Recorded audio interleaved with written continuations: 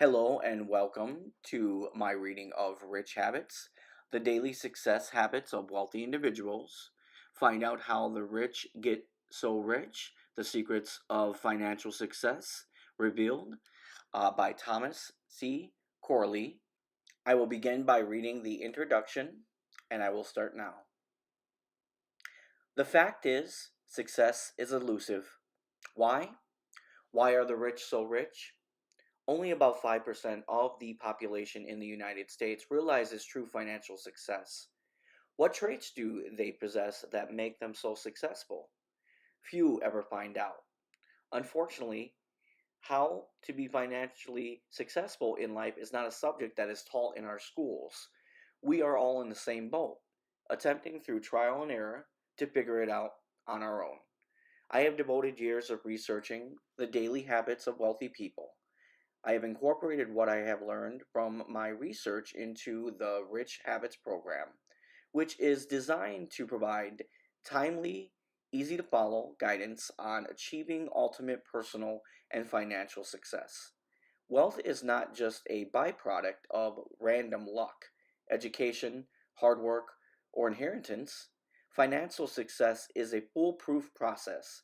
Within these pages is the 21st century blueprint for financial success.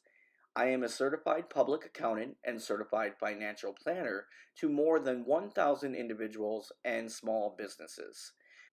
The genesis of this book began when a struggling client came to my office seeking advice. The client's business was growing. However, he had difficulty in making ends meet, particularly at payroll time. In sheer desperation, he asked, "What am I doing wrong?" For months, I analyzed his business, his expenses, processes, labor rates, and industry comparative data. I even sought advice from a rich client in the same industry, with a similar level of gross revenues and whose business shared comparable demographics. Together, we could find nothing that stood out, no glaring deficiency. At a lunch meeting with my struggling client some weeks later, I confessed that I could not diagnose the cause of my client's financial problems. The client was not happy. I was not happy. We sat in silence at our table for some time. In an effort to break the uncomfortable silence, I asked my client what he did when he came home at night. There was an immediate shift in my client's demeanor. An almost impish look took hold, and he asked me, "Which night?" "Well, pick your favorite night," I suggested. The client told me that would be Wednesday. "What do you do on Wednesday nights?" I pressed the client. The client leaned in, eyeing the restaurant, and said ever so quietly, "I get a couple of ladies of the night, a few bottles of wine," and the client, in response to my obvious look of shock, stopped mid-sentence. "I'm sorry," he said. "I should not have shared that with you. I talk way too much sometimes." I assured him that I was an Irish Catholic New York boy from a family of 8, and that there was very little I had not seen in my life. My shock was not from moral indignation, but from the realization that I had been asking my client all the wrong questions these past months.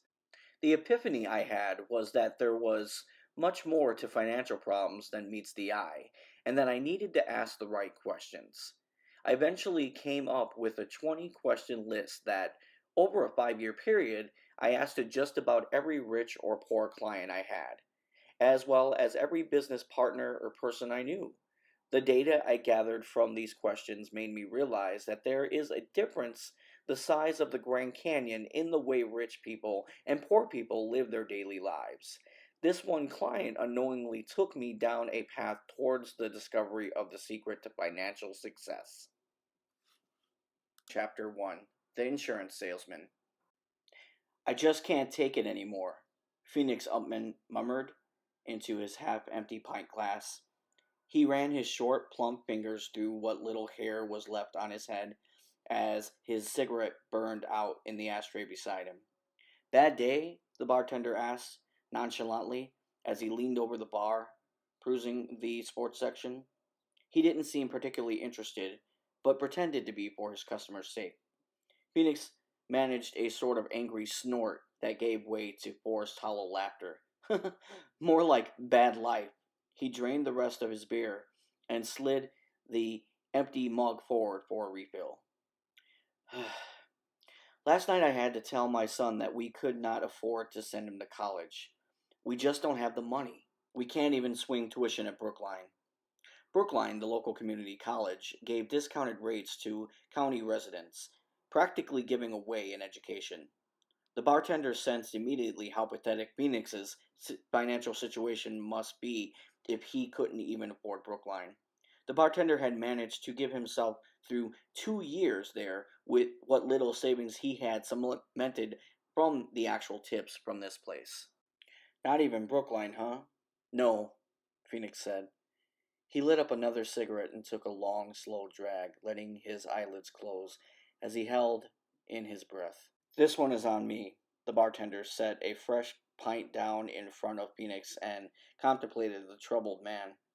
Although younger than the bartender, that was not obvious by looking at Phoenix. His receding hairline and expanding waistline made him look older, as did the deep crease between his eyes and the wrinkles snacked across his forehead. Nothing about him was particularly distinct. His shirt sleeves rolled up to mid-forearm had blotchy blue ink stains. What do you do for a living? I sell insurance, he said, too quickly perhaps. What I mean is I try. What I make is barely enough to live on, let alone put away for something like college. Phoenix rolled a peanut between his thumb and forefinger, his gaze fixed somewhere across the bar. He sat for a long while, quiet, slowly rolling the peanut, unblinking. How'd I get to be such a failure? He murmured to himself. The bartender returned to the article he was reading. Phoenix sat the peanut down on the bar and wrapped his hand back around the cold glass, lifting the mug to his lips once again, draining the last pint. You know, even if I died, there's not much. I don't even have enough insurance to make that worthwhile. He slid the glass forward, signaling another refill. Some salesman I am, he murmured under his breath. He pinched the bridge of his nose and closed his eyes, tight, scrunching up his face. You drivin', man? The bartender asked. I'm not far from here, just a few blocks. I'll be fine. I don't know, you've been here a while. Phoenix glanced at the bartender, a pleading look in his eyes. He knew he had worn out his welcome, but how could he go home and face his son after last night? It was clear that the bartender was going to cut him off. Sensing this, Phoenix laid out some cash and pushed back from the bar. Without saying a word, he shrugged into his coat and cap, pulling his cap down tight on his head before making his way down the length of the bar towards the exit. Outside was dark, and Phoenix could see his breath hanging in the air before him. There were no stars. They were lost somewhere behind opaque December clouds. He made his way over to his black subcompact and fumbled in his pockets for the keys. Inside the car was not much better. He could feel his fingers going numb from the cold. Phoenix lit one last cigarette and sat back, waiting for the engine to warm up. He let his head roll back and sighed to himself. Something about bad luck. His eyelids fell shut as he took a long drag off the cigarette. The smoke swirled up and around his head in wispy gray ribbons before pulling in a thin cloud near the ceiling of the car.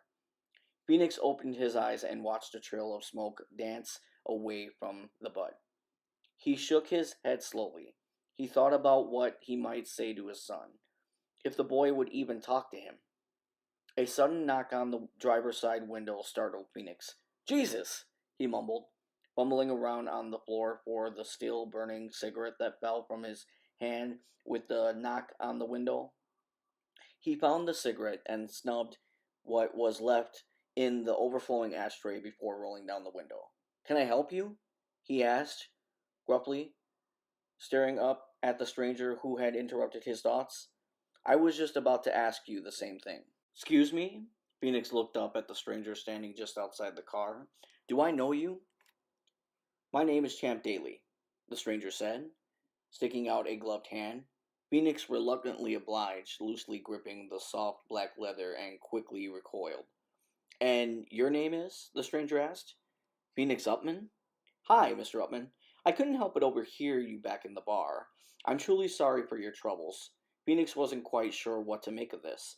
When the bartender was pretending not to ignore Phoenix, all he wanted was a little bit of sympathy.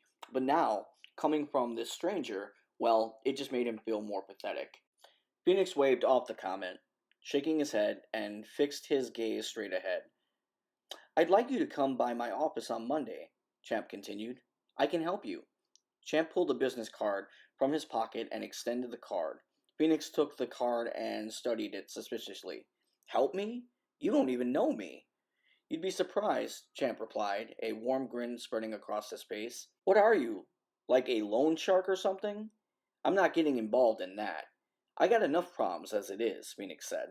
No, Mr. Umprin. Champ loosened a slow, rolling laugh and continued. Just a man looking in a very old mirror. With that, he turned to walk across the parking lot, calling over his shoulder, Monday, 12 o'clock. Phoenix's eyes followed Champ in the rearview mirror, watching as he got into his car and pulled out of the lot. After Champ had gone, Phoenix found himself staring at his own reflection. Old mirror, he repeated to himself as he studied his own face. He glanced down at the business card still in his hand. Nothing to lose at this point, I suppose. He tucked the business card in his wallet and set off for home. Phoenix was restless as he showered and dressed for work on Monday morning. He could think only of the strange encounter and his upcoming meeting with this Champ Daly fellow. Phoenix had lost hope long ago, but on his lunch hour that day, as he walked up Broad Street towards the address on the card, his curiosity compelled him forward. As the numbers climbed, the buildings became much nicer, taller, and more ornate. Finally, at the corner of Broad and First, he came to a stop in front of the grandest building on the street. He grew dizzy as he looked straight up, taking in the facet of the building. Phoenix double-checked the address on the card to make sure he had the right place. 700 Broad Street. He sighed, fearfully trying to count the number of floors from the street. May I help you? The doorman said, interrupting his tally. I have a meeting with Champ Daly. Yes, sir, the doorman replied, swinging open the tall glass door and welcoming Phoenix inside. Take the left bank of elevators, the one marked 20 to 25. Mr. Daly's office is on the 21st floor. Exit the elevator to your right. Phoenix nodded, distracted by the lobby buzzing with energy. He found the right elevator and got in, his finger dancing over the button. He couldn't help but wonder what he was getting himself into. The doors opened to an expansive reception area. Phoenix was immediately overwhelmed. The room was larger than the entire sales department back at his office. He hesitated before exiting the elevators, checking the floor number again just to make sure he was in the right place. As he walked out of the elevator, Champ Daly greeted him. Mr. Upman, I'm so glad you came. Did you have much trouble finding the building? No, Phoenix replied. I hope, this isn't a bad time or anything. I can come back later if you're too busy. The place seems busy. No, I was expecting you, Mr. Upman. Please, follow me, Champ instructed, leading him past the reception area and through a short hallway. Phoenix was stunned when Champ swung the door open to reveal an open office. The wood floors and oak-lined walls warmed the cavernous room, and numerous paintings provided splashes of color. Phoenix took in the expansive room and concealed that this was the most impressive office he had ever been in. Phoenix took a better look at Champ. He seemed taller than Phoenix remembered, and lean with a full head of silver-gray hair. His soft blue eyes radiated a kind of welcoming warmth, which put Phoenix at ease, at least a little. The man had a kind of good-natured air about him, and he seemed casual and relaxed. I'm so glad you came, Champ said. He directed Phoenix to an empty chair in front of his desk. I'm sorry about the other night. I guess I was just, No need to apologize, Champ broke in, nodding sympathetically. Champ sat, considering the man across from him for a moment. Phoenix shifted nervously in his chair as the silence settled between them. He couldn't help being distracted by his surroundings, peering around at the paintings and luxurious decor. I've been where you are, Champ finally spoke, leaning in ever so slightly. I've been in the pits of darkness and despair. Phoenix looked confused as his eyes settled back on the man seated across the desk. Despair? From the looks of things, I'd say you are a continent from despair. Champ paused, smirking just a bit. I am now, but not too long ago things were a mess. No hope, no direction. Everything in life seemed to pass me by. I almost lost my family over my circumstances. I guess you could say I've come a long way. Champ closed his eyes and the smile faded from his face. When I heard you the other night at the bar, it brought back a lot of painful memories. Phoenix shifted again in his chair. He felt as though he were intruding on a private moment. Champ didn't seem to notice Phoenix. Phoenix cleared his throat twice. Funny thing that I was in the bar that night. I'd never been to that bar before. After I left, I kept wondering why our paths had crossed that night. What put me in that particular bar on that particular night? Chance seemed to drift again. The only conclusion I could reach was that something intended I be there, meant me to be there, to meet you. Phoenix stared at Champ, considering his words carefully. Like what? Like fate or something? Fate, yes. Why, what's so important about me that fate would have us meet? Why me? A smile broke on Champ's face, and he sat up straight, his eyes wide, as if he had a long kept secret he was ready to share. I believe it was intended that I pull you out of this hole you're in. I am sure now that you are the very opportunity I was told about. Yes, I am certain that you represent my opportunity to return the favor that I received a lifetime ago when I was an altogether different man. I don't understand, Phoenix replied. You see, some years ago, I was told that I might be called upon to help another in need. I was told I would know him when I saw him because I would see the mirror image of my old self. I didn't understand the meaning of this at the time, but then you came along and finally it all made sense. Listening to you the other night, I recognized immediately that you were the one person I was meant to help. How did you know all this? How did you know to look for me? Because he told me to, Champ said. Who? My mentor, my advisor. In a lot of ways, the man who saved my life. Who? Phoenix asked again. J.C. Jobs. Champ went on to explain how J.C. Jobs was responsible for Champ's turnaround, and many others just like him. He enabled us to reach levels of success we had never dreamed possible. Phoenix listened intently, absorbing every word. I was given 10 laws by J.C. Jobs. He called them the rich habits. I was told to live these 10 principles for 30 days and meet back with him. He promised me that if I followed these 10 rules, my situation would improve. At that time, I had nothing to lose, so I did exactly as he instructed and met back up with him after the 30 days had passed. Champ paused and drew his shoulders back. And? Phoenix prompted. And the rest is history. What you see all around you here is the byproduct of living the rich habits every day. The rich habits completely transformed my life. And now you're going to share these principles with me? Phoenix asked, a trace of excitement on his face and in his voice. No, Champ replied. He leaned back in his chair and crossed his legs, eyes focused squarely on Phoenix. What? Then why am I here? Phoenix furrowed his brow and his eyes became narrow. A creeping suspicion that Champ had been wasting his time now took root, and Phoenix contemplating getting up right then and there and marching out of the cavernous office without so much as a glance back. Still, something kept him anchored to his seat. The principles are just an overview of a more comprehensive process JC has created, a program he calls the Rich Habits Training Program. He and his team train individuals such as you in following the rich habits. My responsibility ends when I come across a candidate who meets JC's mirror test. Champ reached across his expansive desk for a pen and scrawled a phone number on a sheet of paper. Here is the number where you can reach JC's office. Call the number first thing tomorrow morning. And what do I say? How much does this training program cost? Phoenix asked. There is no cost when you are sponsored, Mr. Upman. Just let JC's office know that Champ Daily sponsored you. They can help you, Mr. Upman. Of that I am certain. With that, Champ stood, smoothing his jacket, and directed Phoenix to the door. Phoenix was slow to get up, reluctant to leave, as he clung to the piece of paper with JC's phone number.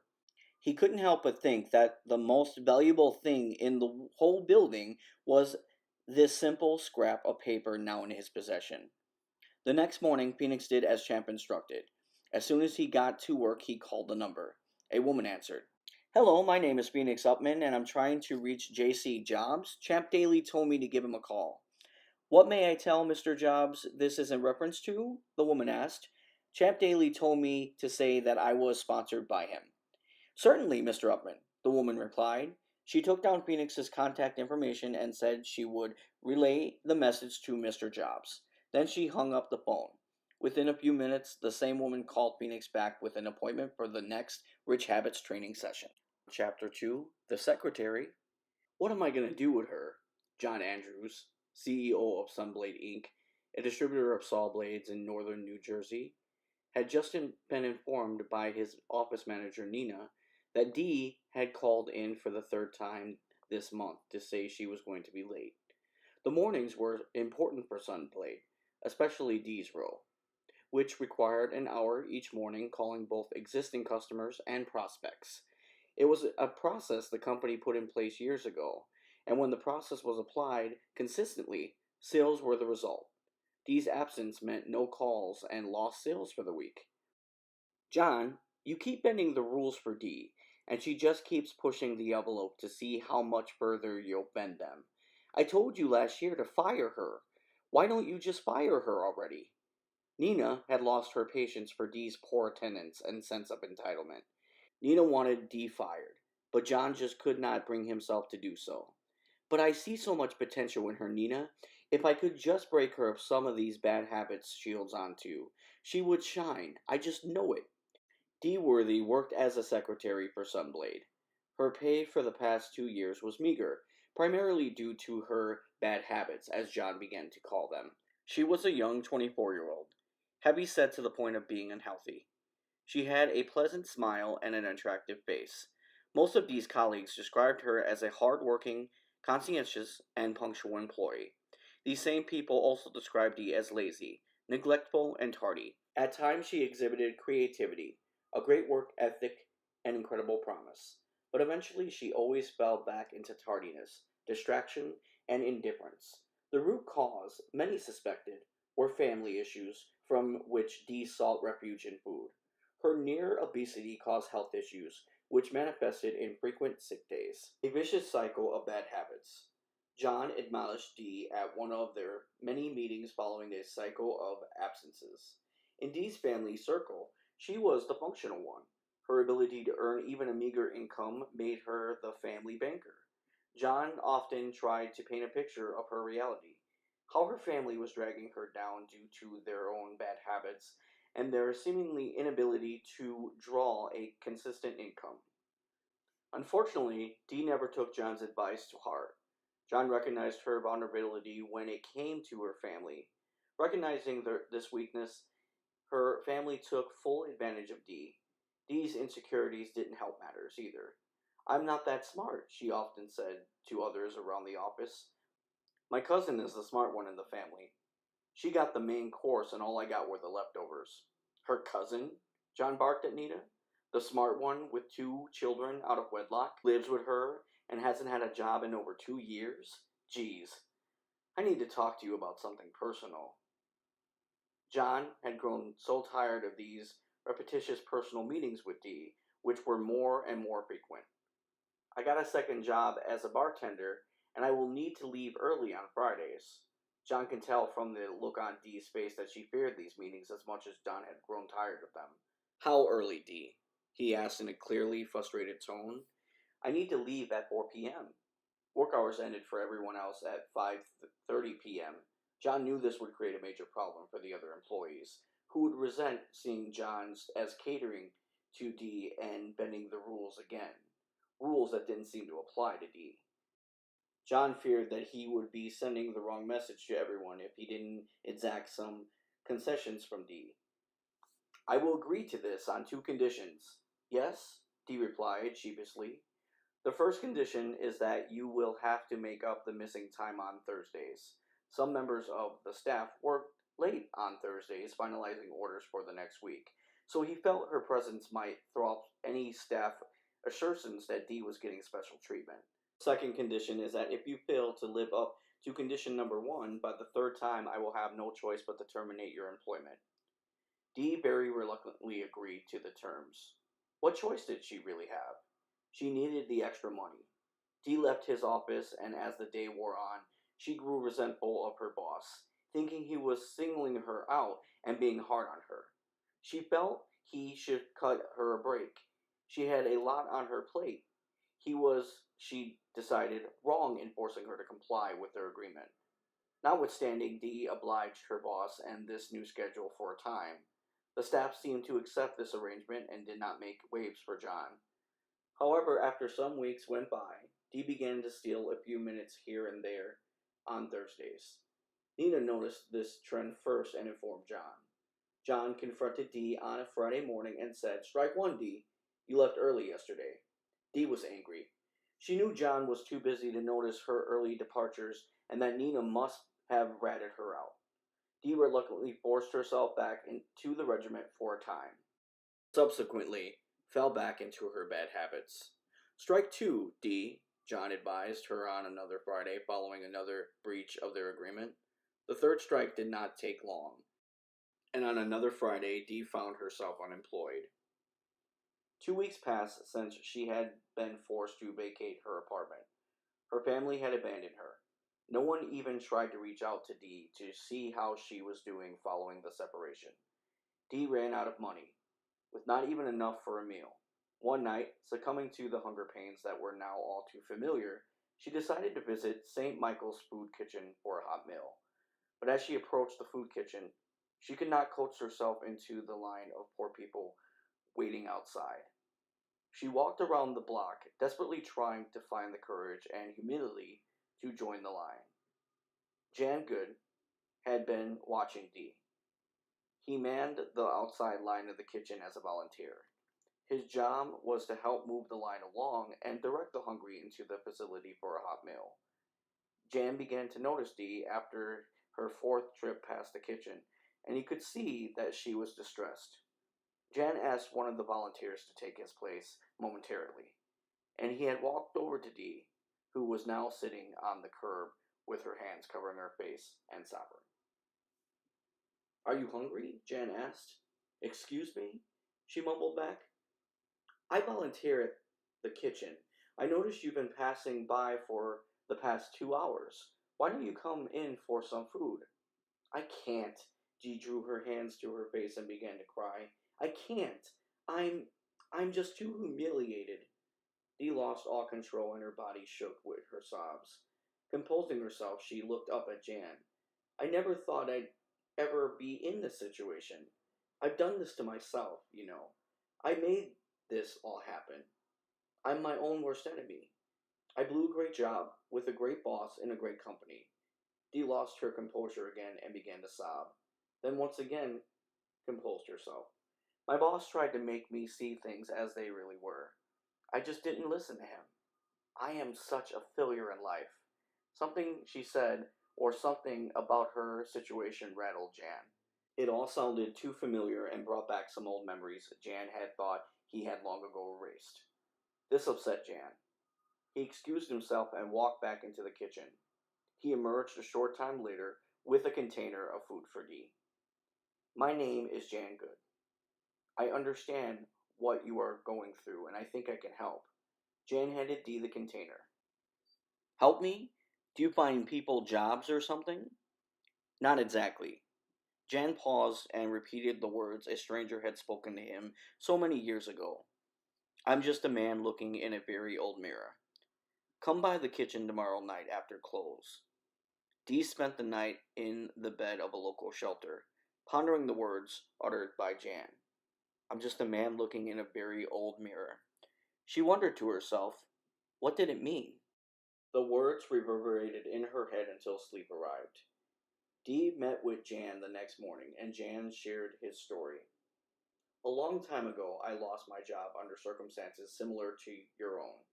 I lost all hope. I was rescued by a stranger who helped me turn my life around. How did he help you turn your life around? Dee implored. Jan shifted in his seat and took a deep breath.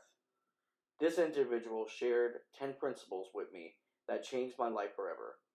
I went from unemployed to the CEO of the company that now employs me. Following these laws was not easy. He called them the rich habits, but follow them I did. And 10 years ago, the laws brought me to my current position in life. What are these rich habits? Dee asked in a more demanding but sincere manner. That's not how it works, Dee. You have to go through a training program. When you're sponsored, there's no cost. The program will teach you everything you need to know to turn your life around. Jan reached into his pocket and pulled out a pen and paper and jotted a phone number down for Dee. His name is J.C. Jobs. Call his office in the morning. Tell them Jan Good sponsored you. Dee did as Jan advised and secured her place in line at the next session of the Rich Habits training program. Chapter 3, The Car Dealer. I will begin now. Herb Reiser was in a state of shock. He had just gotten off the phone with his banker, and it seemed as if all hope of extending his dealership's floor-plan financing had run out. The bank advised him that they were about to enforce their rights under the terms of Herb's credit agreement and repossess his inventory for a subsequent fire sale to limit the bank's losses. For Herb, this meant bankruptcy and financial ruin for his business and, worse, his family. Driving home that night, he felt so alone. At the light just outside his lot, Herb closed his eyes and let his head drop back. How did I let this happen? The words were muffled within the confines of his car. How am I going to tell my wife? He couldn't bear the thought of the anguish he was about to unleash upon his family. They had young children, a large mortgage, and plenty of bills to pay. His employees were no better off, with a host of financial obligations of their own.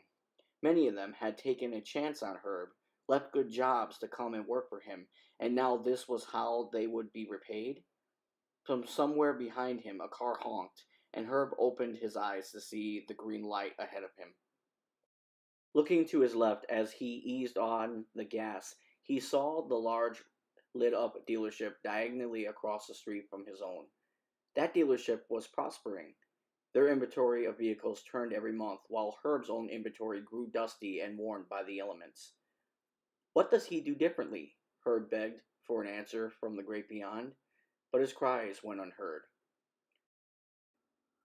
Herb had been in the car business for about 20 years.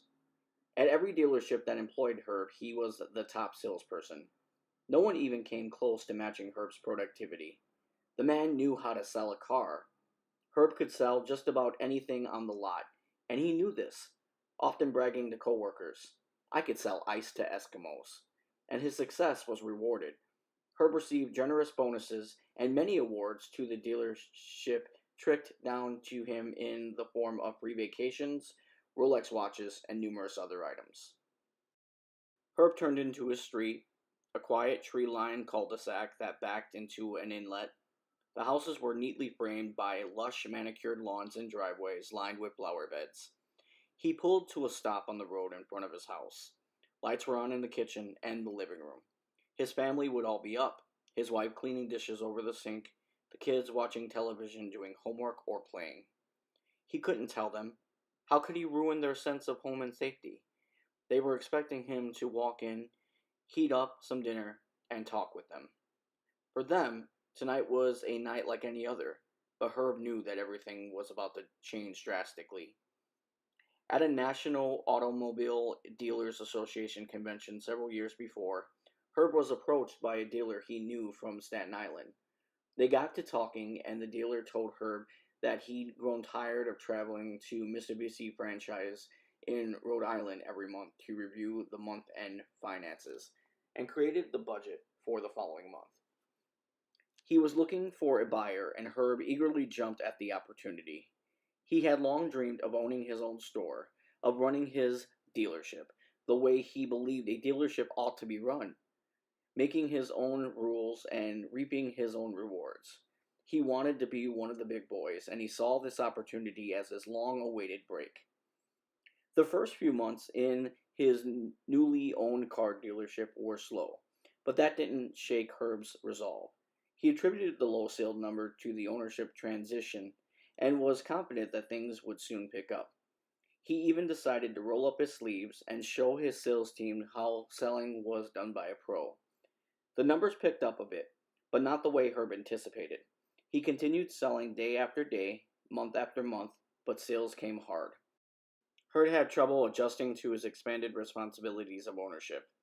Cash flow problems began to occupy more of his time.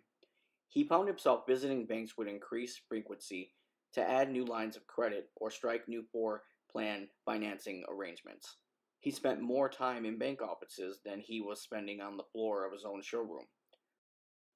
Further exacerbating his cash flow problems, Herb was his own best salesman, even though his numbers paled in comparison to the production he had enjoyed as a salesman at other dealerships. Juggling management responsibilities along with sales was proving too much. Herb got out of his car and stepped into the cold night air. He flexed his fingers inside his tight black leather gloves, and the moon glinted off the face of the Rolex watch he won years ago after setting an annual sales record at a previous dealership he worked for. Now he stood on the porch of his home feeling like an intruder, the person who was about to come in and shatter his family's world. He couldn't do it. Not just yet. Herb sat down in the old wicker rocking chair on the porch and collected his thoughts. He wasn't ready. Herb was not a student of the auto industry. For him, the business of running a car dealership was all about one thing: sales. Customers were merely prospects to be conquered. Overcoming objectives at all cost, he often told other salesmen. The customer doesn't make a decision to buy. We do that for them. That's our job. Oftentimes, and reluctantly, the owner at Herb's last dealership had to act as a mediator on behalf of the customer who felt they were being treated rudely by Herb. His boss knew Herb could sell, that was clear from the numbers, but Herb didn't really understand the bigger picture. Herb, we're not interested in just the sale. We want these customers for life, and we want their kids, and their kids' kids. This dealership goes to great lengths to provide them with the products they want and the quality service they can expect from us. Without them and their continued business, we'd be finished. You were by far the best salesman I have ever had, but sometimes you focus solely on the sale, and you forget that there is a whole lot more to making money here than just selling a car. Herb's boss explained in a private meeting after a customer felt particularly bullied by Herb's aggressive sales techniques. Herb's hand rested on the front door handle. His fingers gripped the knob. Just beyond the door, he could hear the kids running around upstairs laughing. He closed his eyes and let the sound of laughter fill his ears, letting his forehead fall to the door. He sniffed once, the tip of his nose burning in the cold night air, and pushed open the front door. "Herb," his wife called from the kitchen. "You're late tonight. I saved you a plate." Herb slid out of his coat and hung it in the foyer, carefully tucking his gloves into the pocket. He reluctantly strolled into the kitchen and sank into one of the chairs around the table. His wife was putting together his dinner, but he wasn't hungry. "You all right?" she inquired, noticing Herb's demeanor. Normally, when he arrived home, he was more animated, happy to be home with his family after the long workday. "I have to tell you something," Herb said. He would do this quickly. He took a deep breath and began. "What are we going to do?" his wife asked, slumping against the counter when Herb finished telling her everything. Her face was blank and her eyes fixed somewhere far away. Herb couldn't bear to look at her. "How will we pay the mortgage?" she whispered, more to herself than to her husband. She began to cry, and Herb's heart was breaking. Upstairs, he could hear his children stomping around their bedrooms. boisterous and lively. Downstairs, the kitchen was filled with sobbing. Somehow, Herb dragged himself out of bed the next morning. In the mirror, he could see his reflections shave, brush his reflection's teeth, and run a comb through his reflection's hair. He felt he was watching someone else from a million miles away. When he got to the dealership, it didn't take long for his staff to sense that something was wrong. Herb shut himself in his office and avoided conversing with anyone for most of the day. He was desperately trying to think his way out of this whole mess. But for all his thinking, he kept coming up short. Numerous calls to his banker went unanswered and unreturned. The floor was quiet most of the day. Very few prospects walked through the showroom, and the service department closed early that evening due to lack of business. When most of the staff had departed, Herb came down from his upstairs office and began his nightly ritual of closing the shop. A woman in her mid-50s walked through the front door just as Herb was making his way from the service desk towards the showroom to lock up. Herb was slightly startled, seeing her standing by the reception desk. "Can I help you?" Herb asked in a melancholy tone. "I'm looking for a car for my daughter. She's graduating from Brown next month, and I was hoping to surprise her," the woman gushed. "Do you have any convertibles?" For a moment, the salesman in Herb stirred, but he suppressed the urge. "I'm sorry. I won't be able to help you." "Well, how about an SUV then? It doesn't necessarily have to be a convertible." Herb stared at the woman and felt himself shrinking. "I mean, I won't be able to sell you any car because I won't be able to provide service support." "I don't understand." Herb swallowed hard before continuing. "After this month, we will most likely no longer be in business, I'm afraid." Herb's eyes dropped from her face to the floor, ashamed. "We won't be here to service your daughter's car or provide any follow-up support. I'm very sorry. I can't help you. I can't help anyone." Herb tried to usher the woman towards the door, but she didn't move. "Wait," she said, taking a step towards him. A look of compassion blanketed her face. "Tell me, what happened?" Herb looked at her, startled by the request, and considered it for a moment. He figured he had nothing to lose at this point. Why not? He thought to himself. Herb offered her a chair at a nearby desk and spilled the whole story. He held nothing back. He was brutally honest about his feelings. Unknown to Herb, his bankruptcy story was a familiar one to the woman, who had gone through her own bankruptcy a long, long time ago. "What is your name?" she asked, once he had finished his story. "Herb Reiser." He shook his head, embarrassed, before offering his hand. He had told the woman his whole sad story before even exchanging introductions. "I'm Susan Changer," she replied, shaking firmly. "I'd like to help you." "You want to help me?" Herb replied in disbelief. "Why?" Susan repeated the words someone said to her many years ago. "I'm just a person looking in a very old mirror." Susan began to share her own story of failure and the redemption she received from an individual by the name of J.C. Jobs. "Here's J.C.'s office number. I want you to call them in the morning. Just let them know I sponsored you. That gets you into the next training session for free." Hands and parted ways. Herb eyed the phone number as Susan walked out the door of his dealership. Who is this J.C. Jobs? He closed his eyes and wondered to himself. I sure do hope he can perform miracles, because that's what I need, a miracle. With his eyes still closed and his hands unconsciously wrapped around the piece of paper with J.C. Jobs' number on it, Herb looked as if he was praying. Chapter 4, The Accountant. Tears flowed down his cheeks as he dropped a red rose onto the casket below. His was the last rose. With that final act, the crowd of mourners began to disperse, and the accountant was now alone with his 3 young children standing over Denise's casket, staring mindlessly into the open grave and loathing himself. "It's called cervical intraepithelial neoplasia," Denise had said. She had sat down at the kitchen table and poured him a fresh cup of coffee. The coffee sat steaming between them, untouched. "The doctor recommended surgery to correct the disorder." "Surgery?" He stared nervously at her. The sun fell across the table in wide slants, angled through the blinds. Beyond the glass, he could see a cloudless blue sky stretching across the backyard. Suddenly, he felt like he was falling from that sky, endlessly falling. Denise looked calm, as though she was going over a grocery list with him. Denise never fumbled. Even though this was a very serious matter, she had a way of dealing with the illness in a relaxed, calm manner. Denise had always been the pragmatic, rational one, in control in the relationship. She hardly ever got worked up the way he did.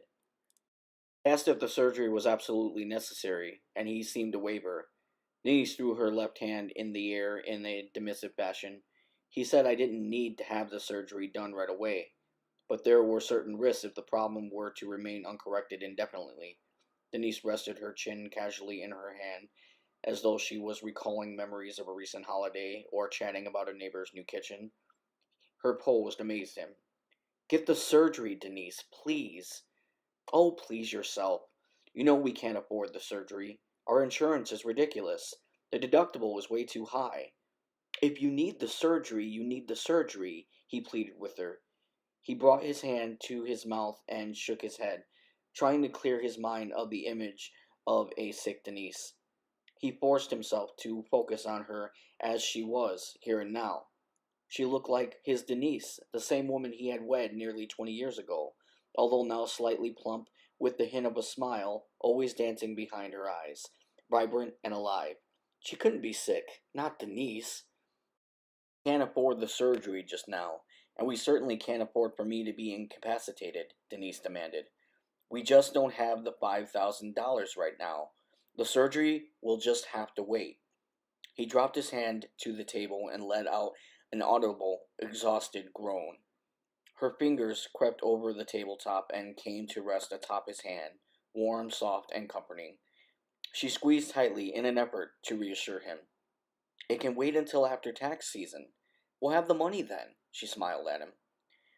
About 3 months later, while the accountant was in the heart of tax season, an unfortunate ritual that was the nature of his profession, Denise's condition worsened. Her spotting became more frequent, but she chose not to concern her husband, who was working 16-hour days and weekends. She knew he had hundreds of clients with hundreds of tax returns that needed to be filed within the next 6 weeks. Denise decided not to bother him until after tax season, when they would have some additional cash and could afford the operation to fix her problem. That operation never did happen. Denise's illness turned to cancer and it spread like wildfire. She lasted through the summer and passed away in a hospital bed, leaving behind a shattered husband and their 3 children. Denise, a kind, devoted wife and mother, was no more. The accountant staggered through his work and his new job as a single parent. It was nearly a year before the fog began to lift and he regained some level of clear-headedness. Denise's sudden death left him angry and confused. He blamed himself for that and for their financial plight. These self-recriminations continued until one morning after a vivid dream in which Denise spoke to him, saying, "All you need to do is ask the right questions." The words burned in the accountant's ears through most of the day and stayed with him that night until he fell asleep. A newness of thought woke with him the next morning. Why am I doing so badly while so many of my clients, the clients who ask me for financial advice, are doing so well? He asked himself as he rubbed the sleep from his eyes. It can't be a matter of knowledge. I know far more in terms of tax and finances than any of my clients. There must be something I am doing wrong that they are doing right. Compton determined then and there to uncover their secrets.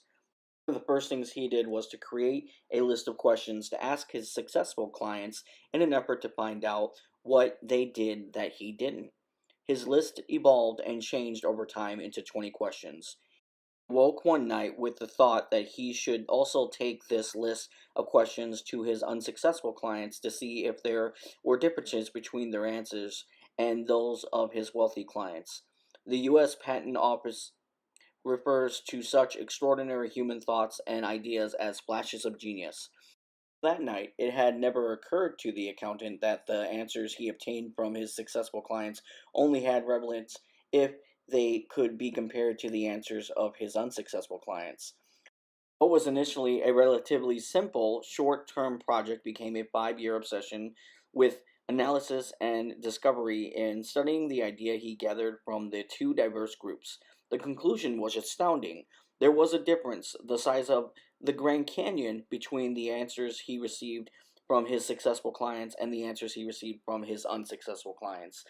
As an example, when he asked the question, "What do you do when you leave your office?" the answers given by his successful clients reflected that, as a group, they were engaged in numerous social or business activities. Some served on different boards, others were involved in speaking engagements, some taught, some were involved with their church, some were seeking advanced degrees related to their professions, some continued working in their home offices, some ran little league clubs, and some were involved in volunteer work for nonprofit organizations.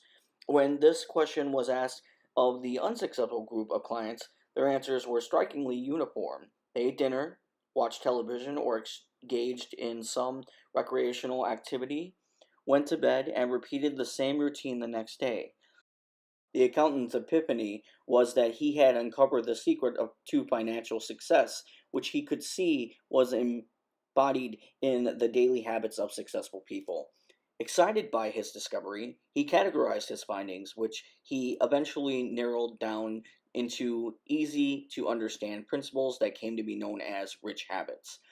Upton incorporated these habits into his daily life. For 30 days, he diligently followed his rich habits list. Each and every day in the morning, at noon, and just before bed, he went over his list. Opportunities began to manifest seemingly out of thin air. His revenue began to increase. New clients came through his office doors. He had to hire new employees to meet the demands of his new clients. The accountant was roused to such heights of excitement that he could hardly contain himself. He felt as if he had just embodied some magical elixir that was transforming his life. Shortly after incorporating the rich habits into his daily life, an old client called who had been struggling with serious cash flow problems. "I need you to help me secure another line with a bank," the client asked over the phone. "I desperately need another $40,000. If I don't get this money, I'm finished. I won't be able to make payroll next month or pay my vendors." It seemed to the accountant that since he first met his client, the man was always struggling with cash flow. A thought flashed through his mind. "I'll tell you what," the accountant offered. "I'll help you secure the additional financing for free, but I want something from you.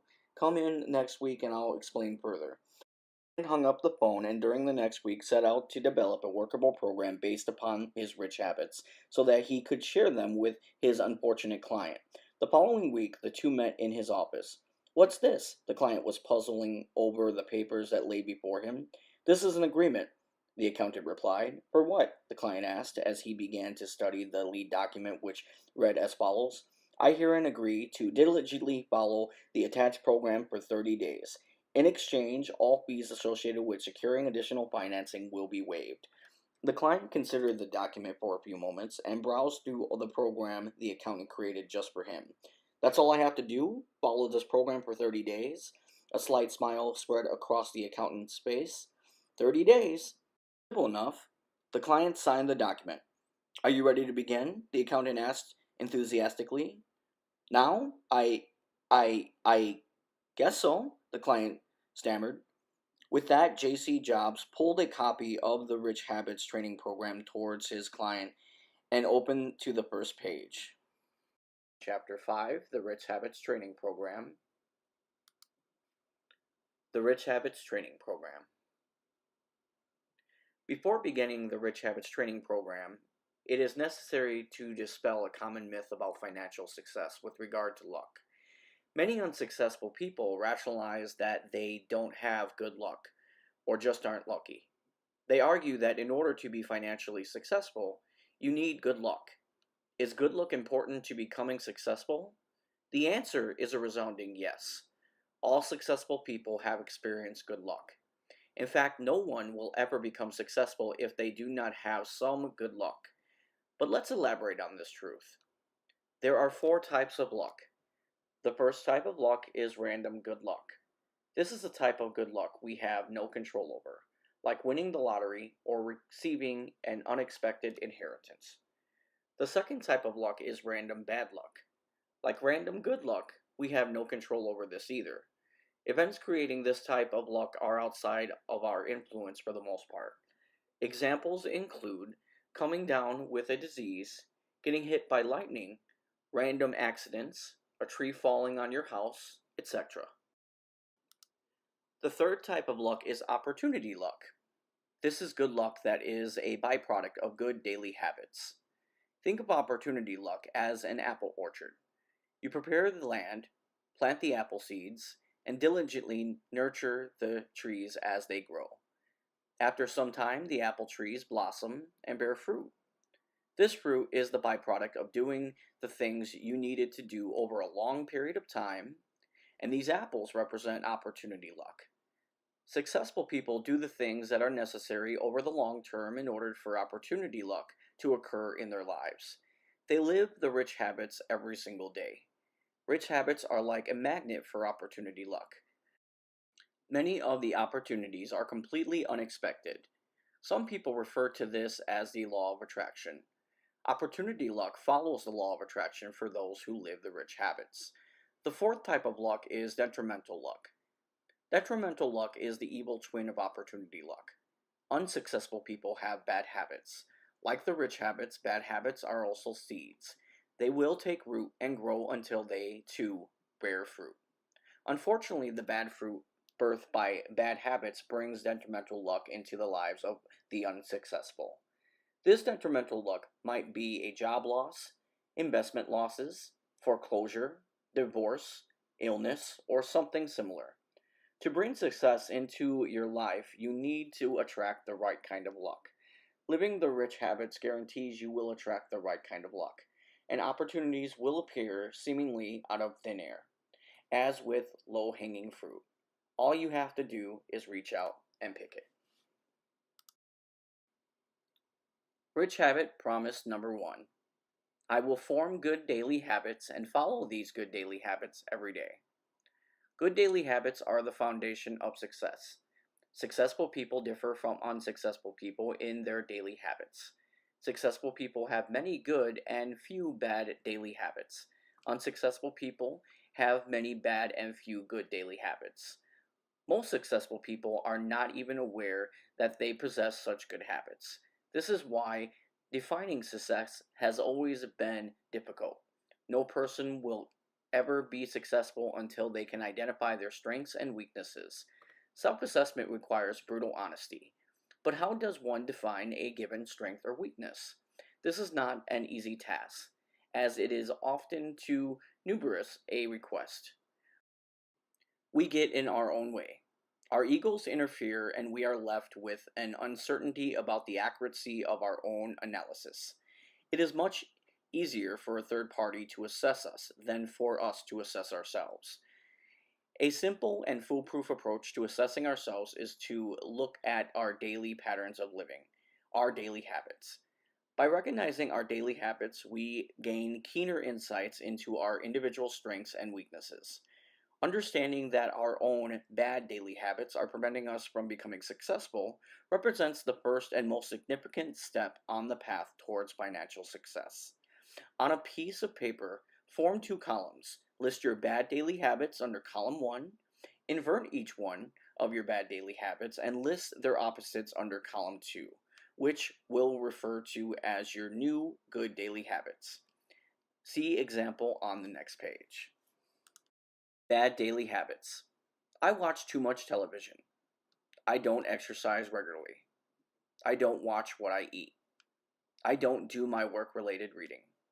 I procrastinate. I waste too much time on the internet. I smoke. I don't return phone calls right away. I don't remember names. I forget important dates. Good daily habits. I limit myself to 1 hour of TV per day. I exercise 30 minutes each day. I eat no more than X calories per day. I read 30 minutes each day. I complete items on my to-do list every day. I limit my daily recreational internet use. I will not smoke today. I will return every phone call today. I write down names and remember them. I acknowledge dates that are important to others. For 30 days, follow your new good daily habits. Review them once in the morning, once at noon, and once at bedtime. In this way, each and every day, hold yourself accountable for following them. The objective is to complete at least 80% of your good daily habits each day. Good daily habits work week checklists, sample items. Number 1. I read industry related material a half an hour today. Number 2. I ran 30 minutes today. Number 3. I completed 80% of my to-do list today. Number 4. I called at least one prospect today. Number 5. I did not waste time on the internet today. Number 6. I said do it now when I did not want to do something today. Number 7.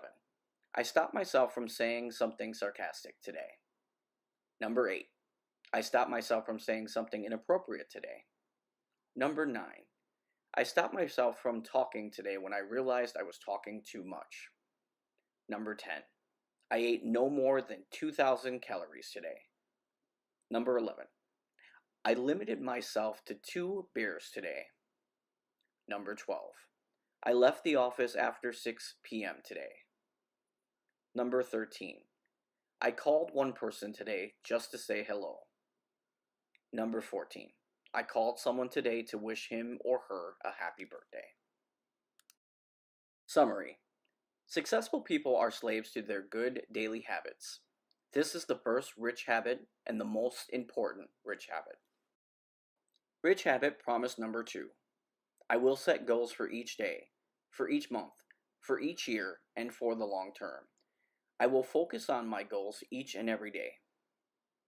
Successful people are goal-oriented. They create goals all the time.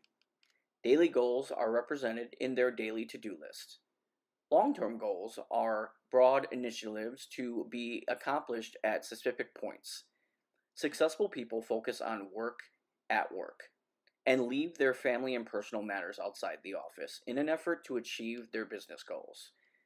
Successful people are long-term thinkers.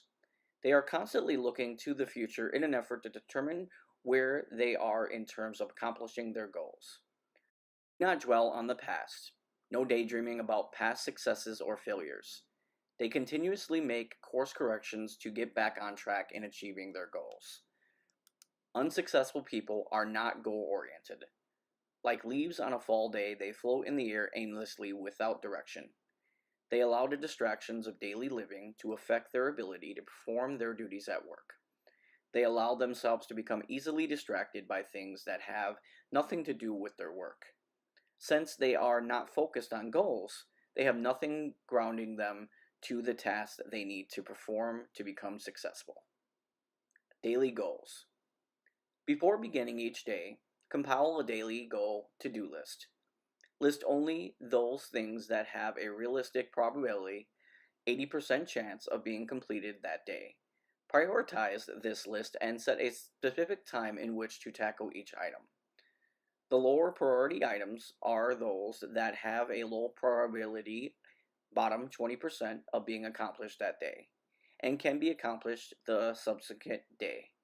Do this in order to build flexibility into the to-do list and avoid the frustration of failing to accomplish the important tasks set for that day. During the day, mark off each completed task and congratulate yourself in its accomplishment. At the end of the day, evaluate the to-do list. This forces accountability. Rich Habits Daily Goals To-Do List Sample Weekday. Description. Profession-related reading, 6 to 6:30 a.m. Check voicemail and email, 8:30 a.m. Call one person just to say hello, 9 o'clock. Make happy birthday calls in emails, 9 a.m.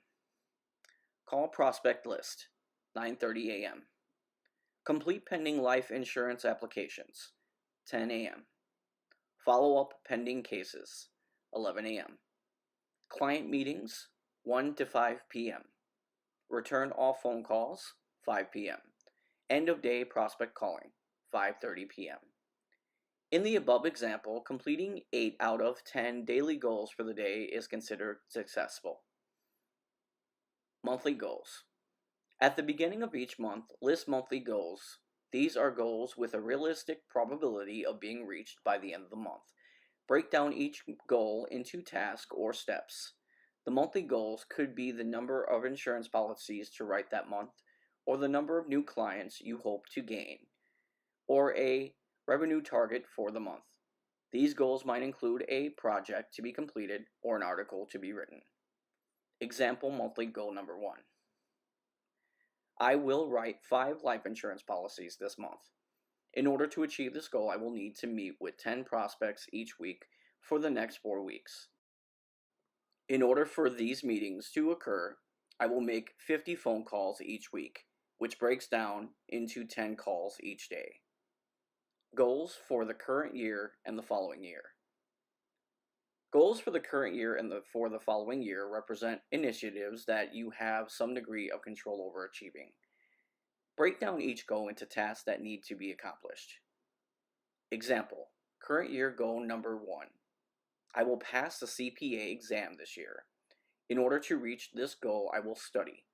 I will establish a study plan in which I will study 1 hour each day during the week and 6 hours over each weekend. I will review the study material and complete the practice exams. Long-term goals. Long-term goals represent broad, far-reaching initiatives. Think of your long-term goals as your wish list. Create a plan for accomplishing each goal and include the tasks needed to be accomplished. Example, long-term goal number 1. I will buy a house in 5 years. In order to reach this goal, I will save $1,000 per month for the next 5 years.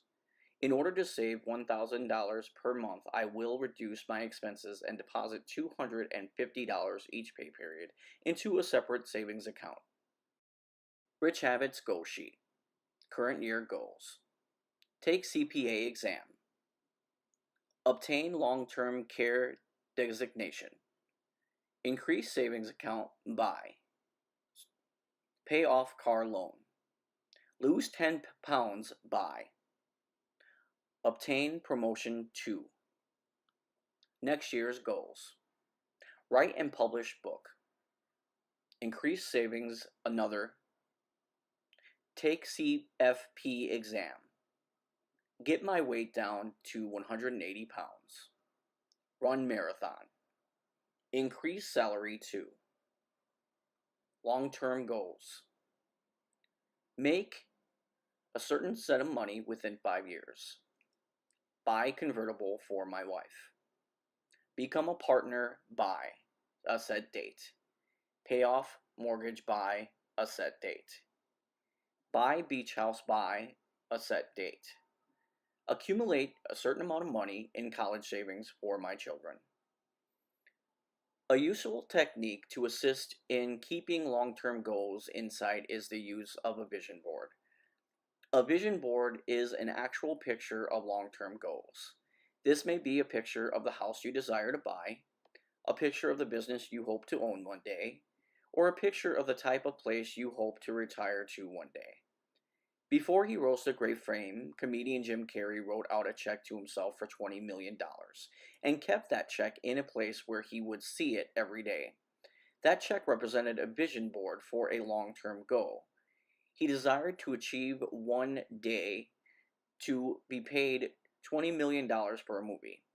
When the opportunity arose for a leading role in a movie, guess what Jim Carrey's demand for compensation was? $20 million. And he got it. Summary. Successful people set goals and create a plan to reach those goals.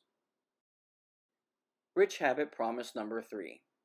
I will engage in self-improvement every day.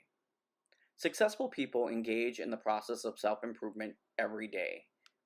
They read industry periodicals and technical material specific to their profession or trade. They become students of their industry, profession, or trade, and keep current with changes that occur. They do not spend excessive amounts of non-work time watching television or surfing the internet. Successful people read for self-improvement. They are perpetual students. Each day, they devote blocks of time to better themselves by studying subject material that will improve them in some way and better enable them to perform their jobs. Time is too valuable to be wasted on matters with no tangible value. They coordinate their goals with self improvement and set specific goals. This may involve obtaining an additional license, a degree, or developing a new niche for their business.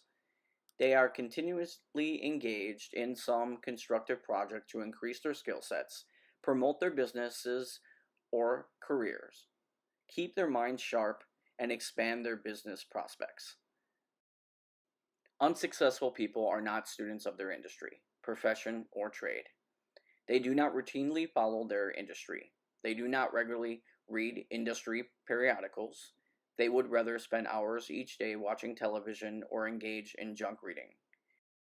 They use rationalization to justify their negligence in improving themselves. Self improvement involves engaging in some activity every day that will improve your mind and expand your knowledge to better your career. Expanding knowledge within your industry is a self improvement activity that you must engage in. This can be done by regularly reading your industry periodicals and advancing your career by obtaining additional licenses. Skill sets or new niches for your business. Career specific self improvement activities are necessary to increase skills and take advantage of opportunities. You will notice that as your knowledge base grows, opportunities begin to present themselves. Choose a time when there are fewer distractions and you can set aside a block of time. Sometimes this is possible in the early morning hours prior to beginning your normal workday. At a minimum, set aside 30 minutes each day for these activities. 30 minutes per day may not seem like much, but over time it adds up to a significant amount of self-improvement activity. No matter what time of the day works best for you, engage in daily self-improvement activities without interruptions. Summary. Successful people devote time each and every day to self-improvement. Rich habit promise number 4. I will devote part of each and every day in caring for my health. Successful people make a concerted effort to eat right and exercise every day. They consider not only what they eat, but also how much they eat. They manage their consumption of food. Successful people do not binge or overindulge in food or drink. If they do slip, it is managed overindulgence, regulated to that of an infrequent occurrence rather than a regular occurrence, such as a holiday meal or a party. For successful people, exercise is a routine, like brushing their teeth. They understand that daily exercise improves their bodies and minds. Routine exercise improves the immune system and results in fewer sick days. This further allows for an increase in productivity, since the frequency of sick days is less than that of others. People who regularly exercise generally have more energy during the day. Successful people have a system or routine for weight management that works best for them. Some have sophisticated systems, some less sophisticated, but they manage their weight. Managing weight means monitoring the amount of food consumed every day and engaging in a daily exercise regimen. Unsuccessful people have no consistent day to day control over their health. They are always in search of the latest and greatest quick fix diet idea. Unsuccessful people deal with health matters sporadically and usually require outside influences to motivate them to eat less or eat differently. This is the reason why there are so many diet books out there. With little control over their eating habits, they go through phases of gaining and losing weight again and again. This behavior takes a toll on the body, which eventually manifests as medical disorders such as high blood pressure, diabetes, heart disease, and the like. Unsuccessful people approach exercise the same way they approach their consumption of food, requiring some outside force to monetarily motivate them. When that motivation wears off, they fall back into bad habits, stop exercising, and gain weight as part of a cycle that reoccurs throughout their lives. An easy way to monitor food consumption is to count the calories after every meal or snack and document daily consumption. In beginning a weight management program First, gain an understanding of the specific foods you eat on a daily basis. During the first 30 days of your weight management program, you will need to track what you normally eat and figure out the number of calories for each food item. During this 30-day period, you will be able to identify certain foods that are high in calories, and you can thereafter choose to avoid these high calorie foods at least on a regular basis. Do not confuse monitoring and managing food consumption with dieting. They are not the same. Diets don't work in managing weight in the long term. The reason is that they are too restrictive, unsustainable, and quite frankly take the fun out of life.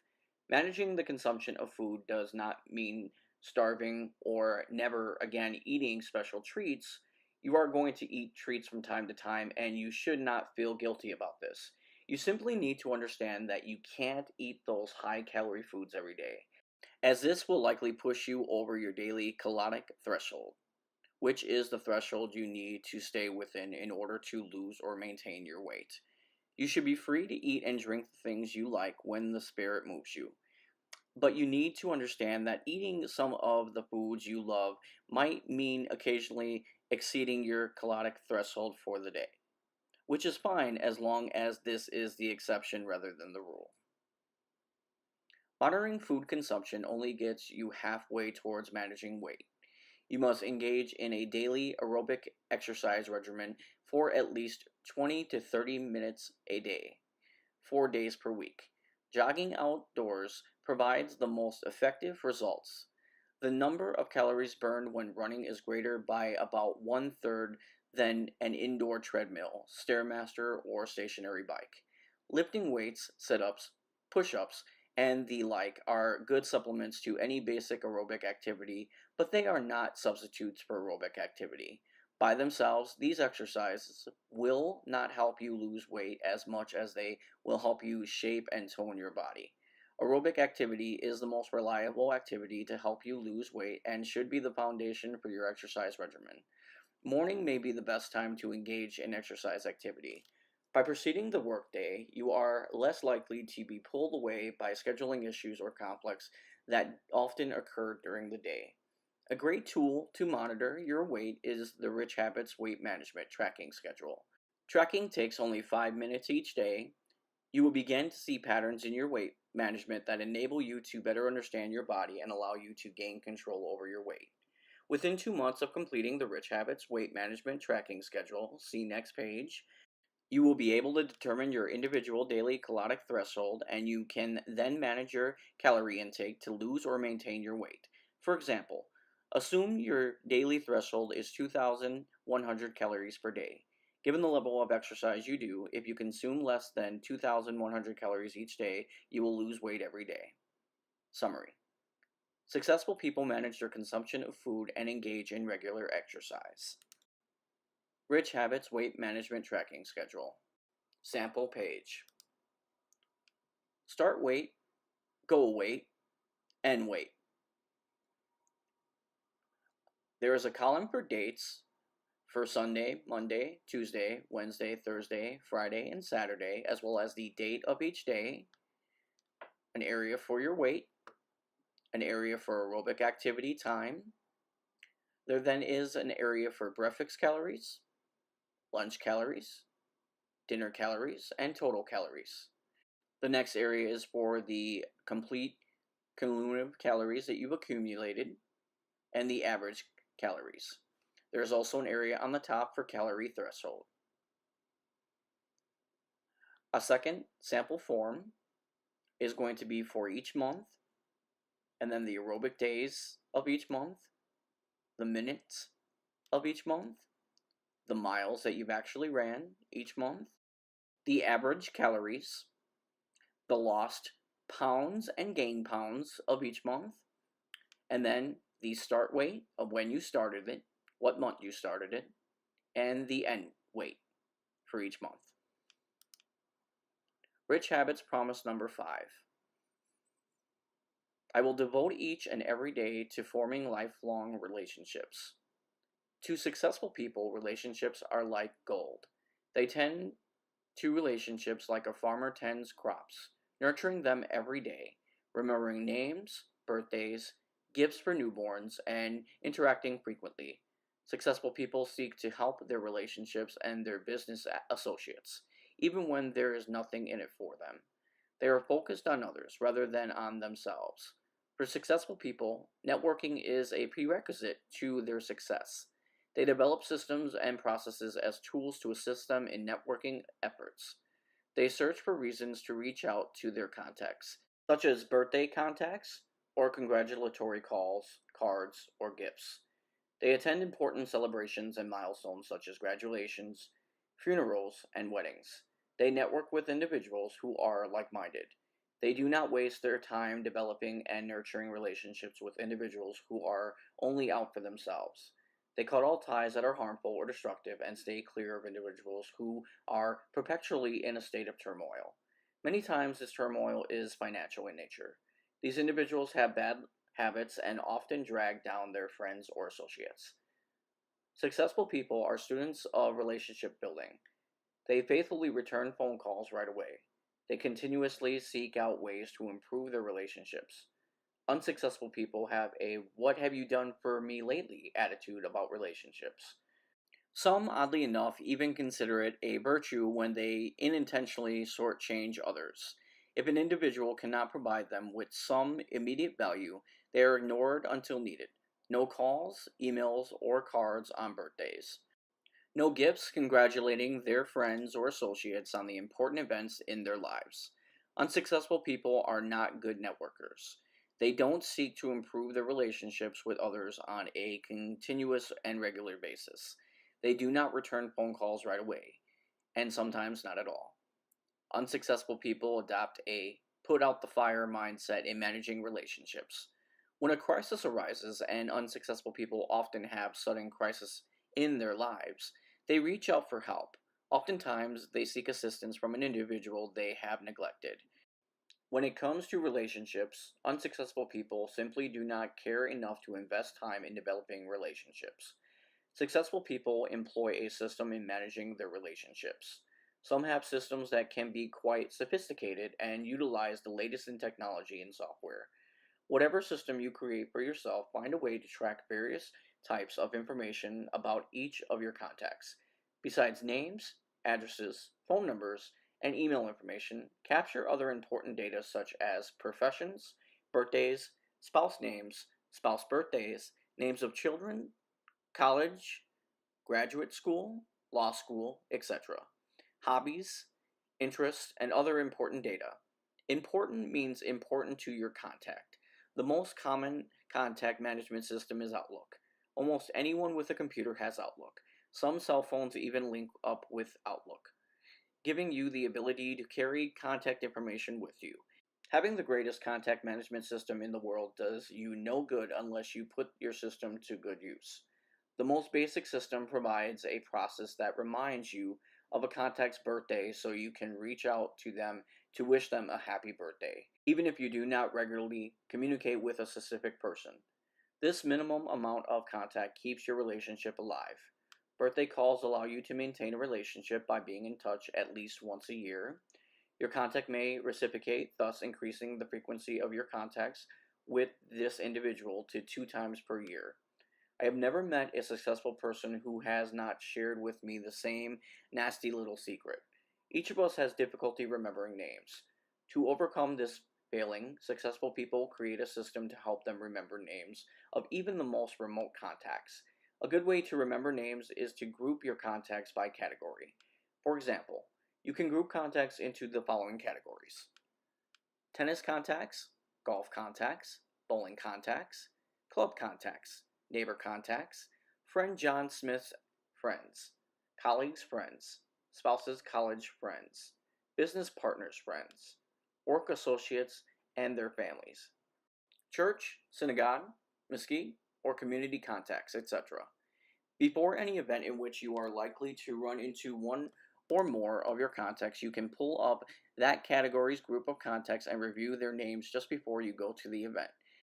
Names are important to each one of us, and we all appreciate when someone feels we're important enough to be remembered by name. Summary: Successful people foster, grow, and improve their relationships with others each and every day. They devote significant amounts of time networking. Rich habit promise number 6. I will live each and every day in a state of moderation. To live in moderation means to live a balanced life. No extremes.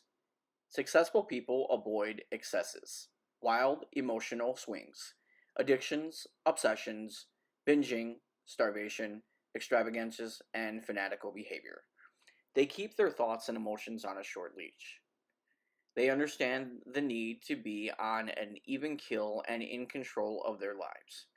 Successful people do not binge, cram, overindulge, or behave in an excessive manner.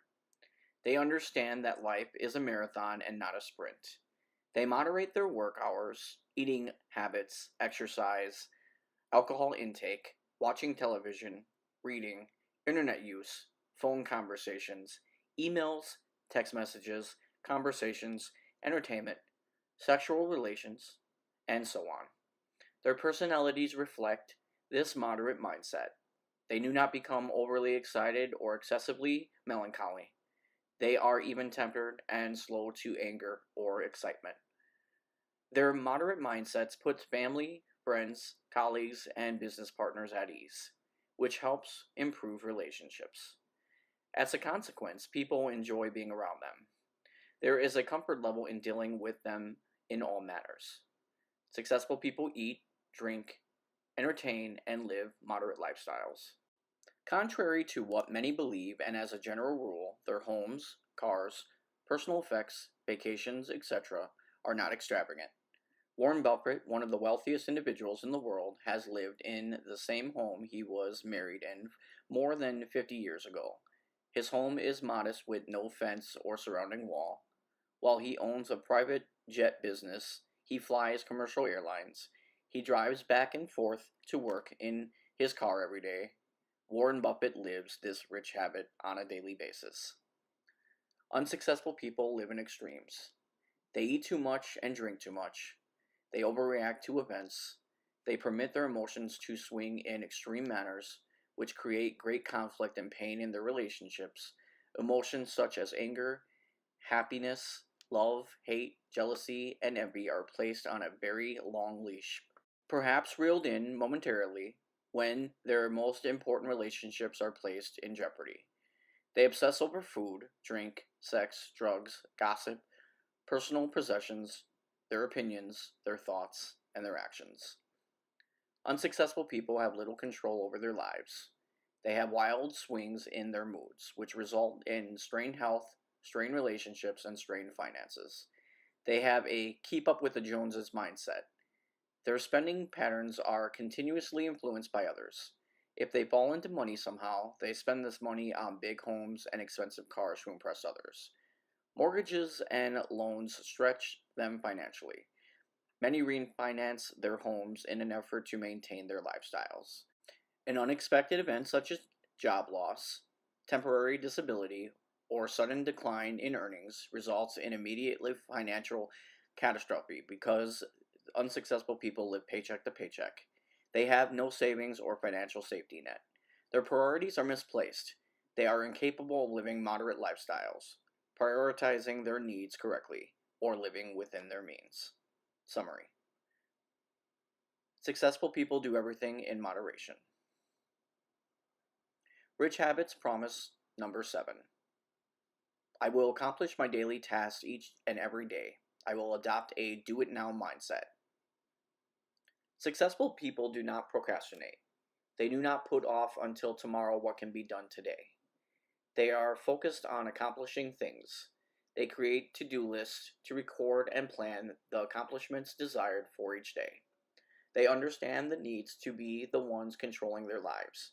They do not let life or events control them. As a result, they are responsive to clients, patients, business partners, family, and friends. Successful people are goal-oriented. They set goals and achieve them. They are constantly completing tasks and projects in a timely manner. They are proactive. Consequently, they are not engaged in the practice of putting out fires or dealing with emergencies. They ignore the voice of procrastination. Unsuccessful people procrastinate. They delay, put off, and defer things that should and could be done that very day. Their procrastination creates problems that require immediate action. Procrastination increases the risk of forgetting something important or dealing with a critical matter in an emergency setting, which risks mistakes, errors, and legal liabilities that can result in lawsuits. Procrastination leads to poor quality in whatever service they provide. The lives of the unsuccessful people are hazardous, confused, and complicated. They cannot accomplish much as they are constantly putting out one fire after another. They react instead to outside forces which command their immediate attention. They have no control over their lives or their daily schedules. They feel powerless and directionless. Do not procrastinate or delay in activities that should be performed in a given day. When the thought of putting off something enters your mind, immediately cast this thought out by saying, "Do it now." Repeat these 3 words 100 times a day if necessary. Do not allow thoughts of procrastination even a second of life.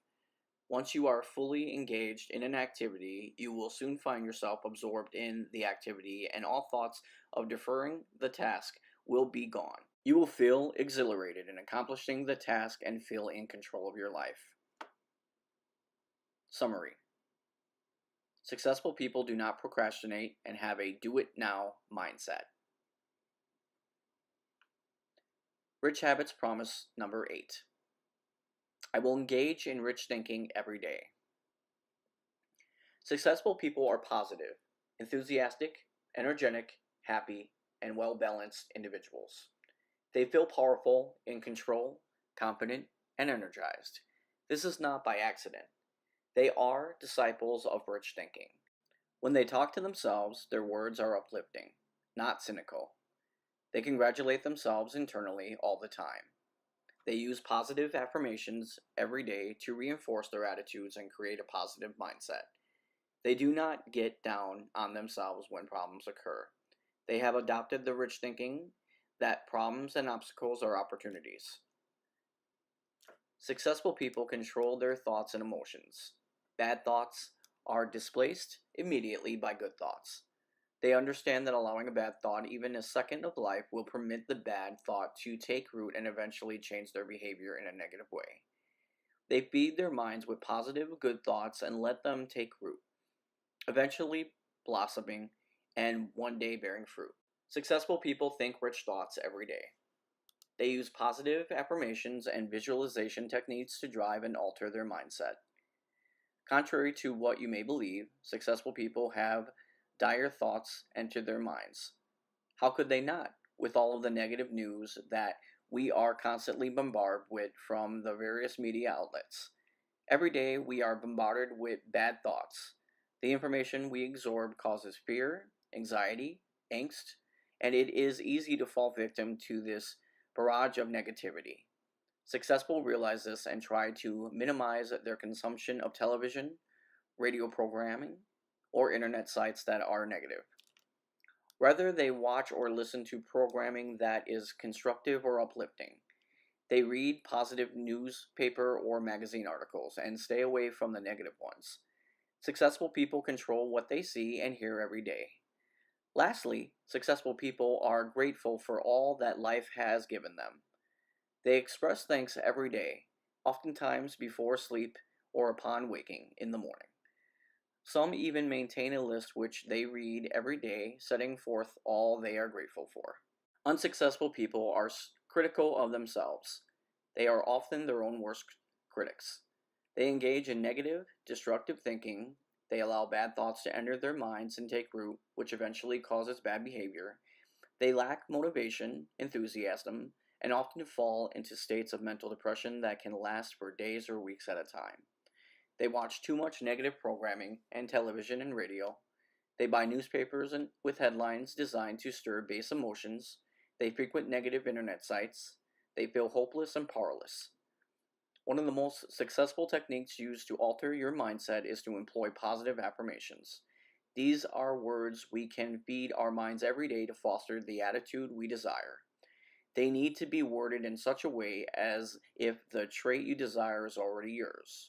Positive affirmations. I complete my to-do list every day. I accomplish my goals. I am lucky. I am successful. I make $300,000 a year. I own a vacation home in Long Beach Island. I am a senior executive in my company.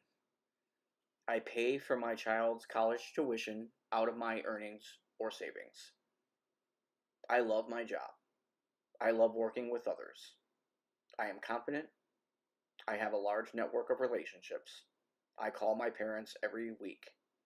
I am a certified public accountant. I live my life in moderation. Positive affirmations represent the picture of the individual you hope to be, the things you hope to achieve, assets you hope to own, and income you hope to earn. They must be specific and in the present tense to be effective. Make a list of positive affirmations and keep them by your side. Review them once in the morning, once in the afternoon, and once right before you go to sleep. Let these positive affirmations seep into your mind every day. They represent your most positive, good thoughts, and they will take root. Events and circumstances will begin to manifest themselves around your positive thinking, and opportunities will appear seemingly out of thin air. Summary. Successful people engage in rich thinking every day. Rich habit promise number 9. I will save 10% of my gross income every paycheck. Successful people pay themselves first, before any bills get paid. Successful people set aside 10% of their gross earnings into some savings, investment, or retirement vehicle. They invest their money wisely, watch over their savings regularly, and set realistic goals for their investment returns. They have high credit scores, know their net worth, and monitor their personal balance sheet. They use only the most qualified financial professionals to maximize their returns and minimize their taxes. Every successful person employs the services of a certified public accountant, considered by many to be the most trusted financial advisor. They may also seek out attorneys or certified financial planners who specialize in financial or estate planning. They use these professionals to help them manage their money and their taxes.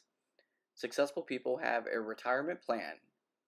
They participate to the fullest extent permitted in retirement plans offered by their employers. Many of these retirement plans allow employers to put away, in a tax-deferred manner, 10% or more of their earnings each year. If their company does not have a retirement plan, they create their own retirement plan by funding individual retirement accounts. They add to these accounts with every paycheck. They have retirement goals. They monitor their retirement plans regularly and make course corrections in an effort to reach their retirement goal. Unsuccessful people pay themselves last. They live paycheck to paycheck, spending every penny to support their lifestyle. They are poor savers and carry excessive amounts of debt.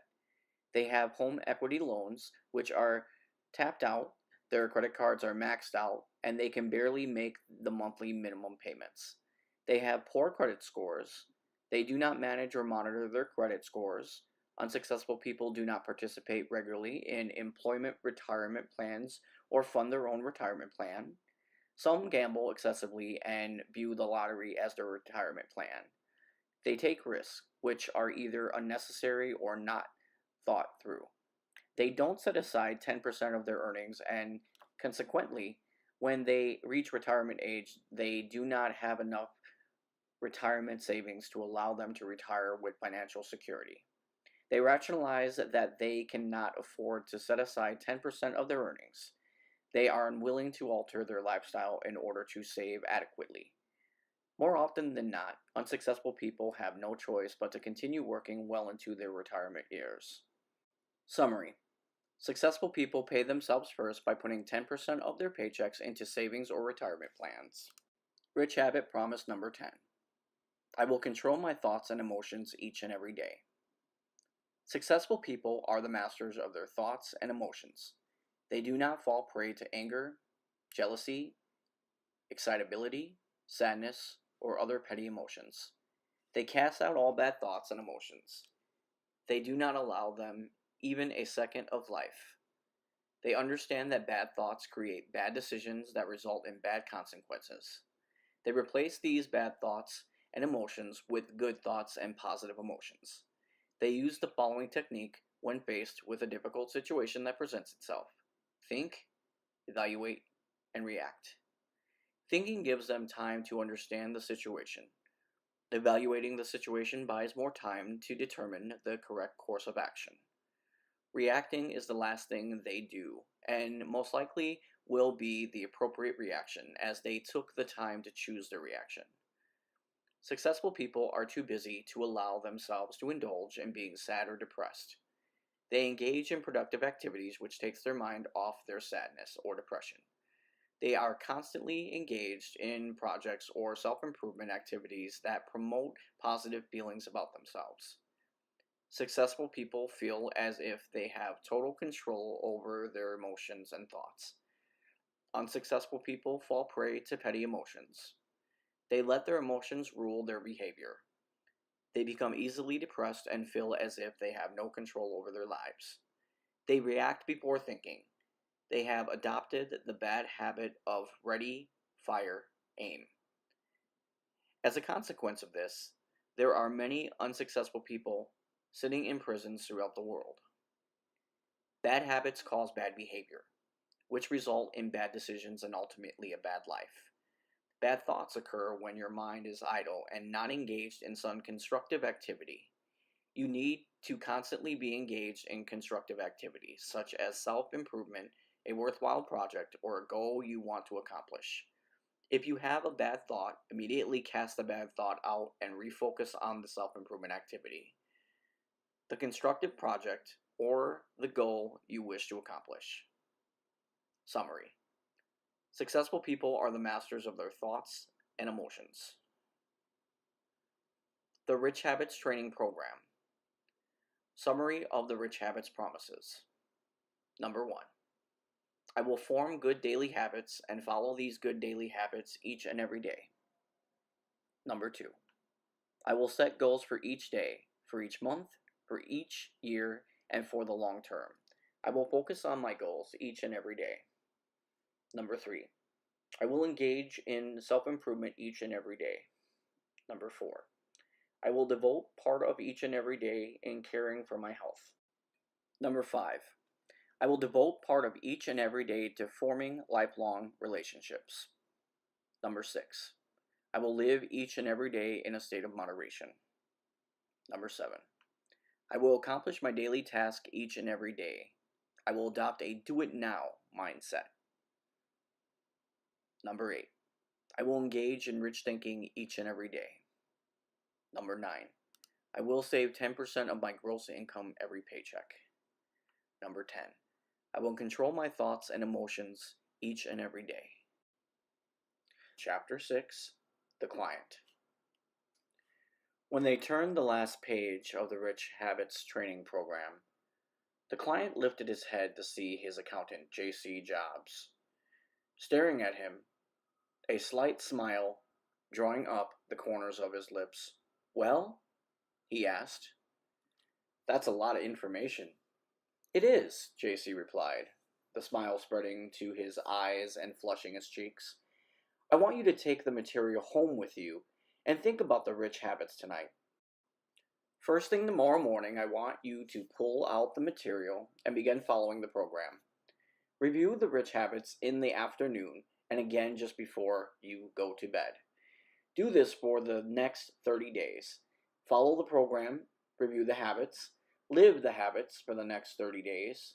JC jotted down a date and time on the back of the business card and slid the card across the desk to his client. I'll see you in 30 days. The client woke early the next morning, eyes still cloudy from an early rise he was not yet accustomed to, and opened up the Rich Habits Training Program binder created for him by J.C. Jobs. Let's see, he said to himself. Rich habit number 1 requires me to list all of my bad habits in one column. The client did just as instructed. One by one, he began to list all of his bad habits. I had no idea how many bad habits I had, he murmured to himself. As instructed by JC and the program materials, he began to invert his bad habits, one by one, turning them inside out. Bad habits.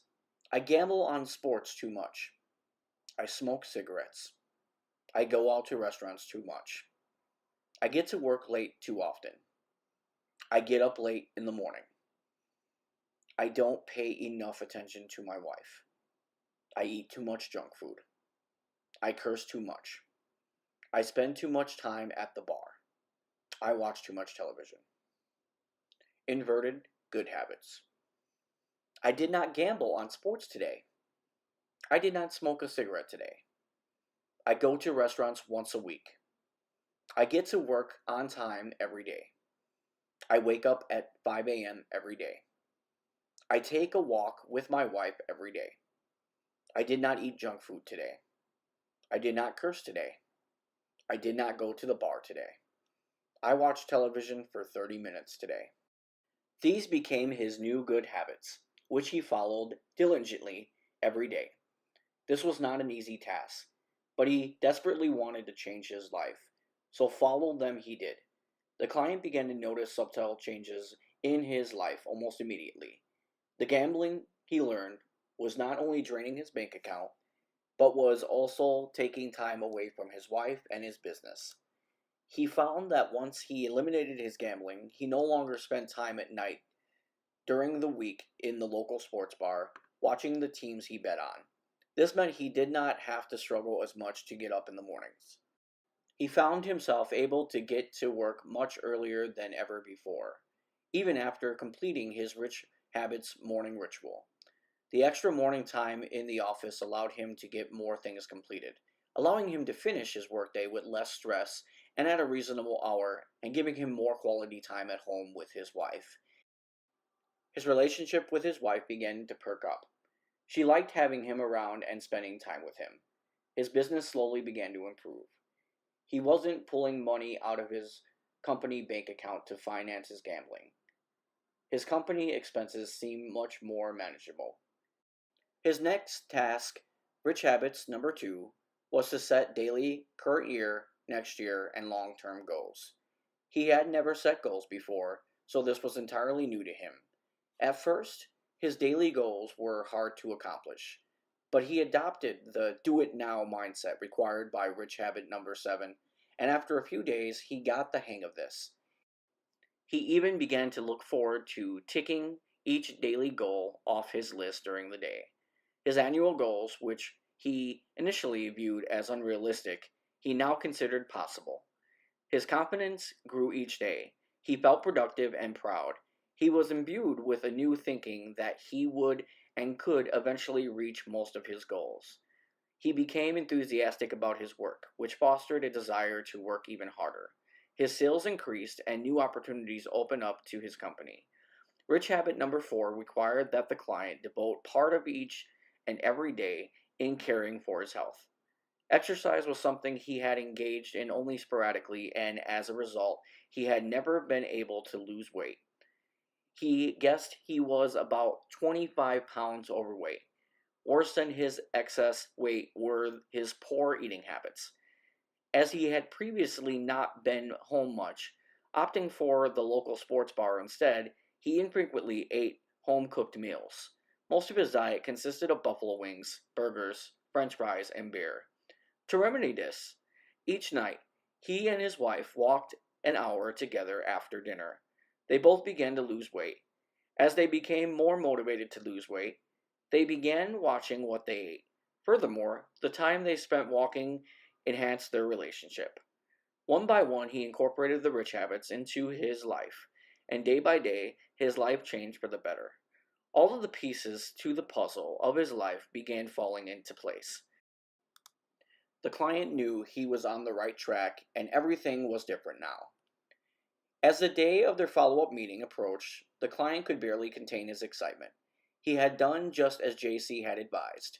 He lived the rich habits for 30 days. This day he felt different, almost reborn, and he knew in his heart that he was on the path to personal and financial success. The client shared with JC all of the things he was doing and the changes that had miraculously taken place during this 30-day period. JC grew excited. His rich habits actually worked on someone other than himself. He could see that his client was now infused with the rich habits mindset. The transformation was complete. JC was very happy. "Thank you so much," his client gushed as their meeting drew to a close. "I want you to do me one favor," JC said, glancing down at the photo of Denise on his desk. The picture was from a vacation they had taken to Myrtle Beach the year before she passed away. She was bathed in sunlight and smiling from ear to ear. "When you come across another person in a financial situation similar to the one you are coming out of, I want you to reach out to help them by sending them to me. I will do for them what I have done for you." "How similar?" the client asked. "There are a lot of people out there struggling."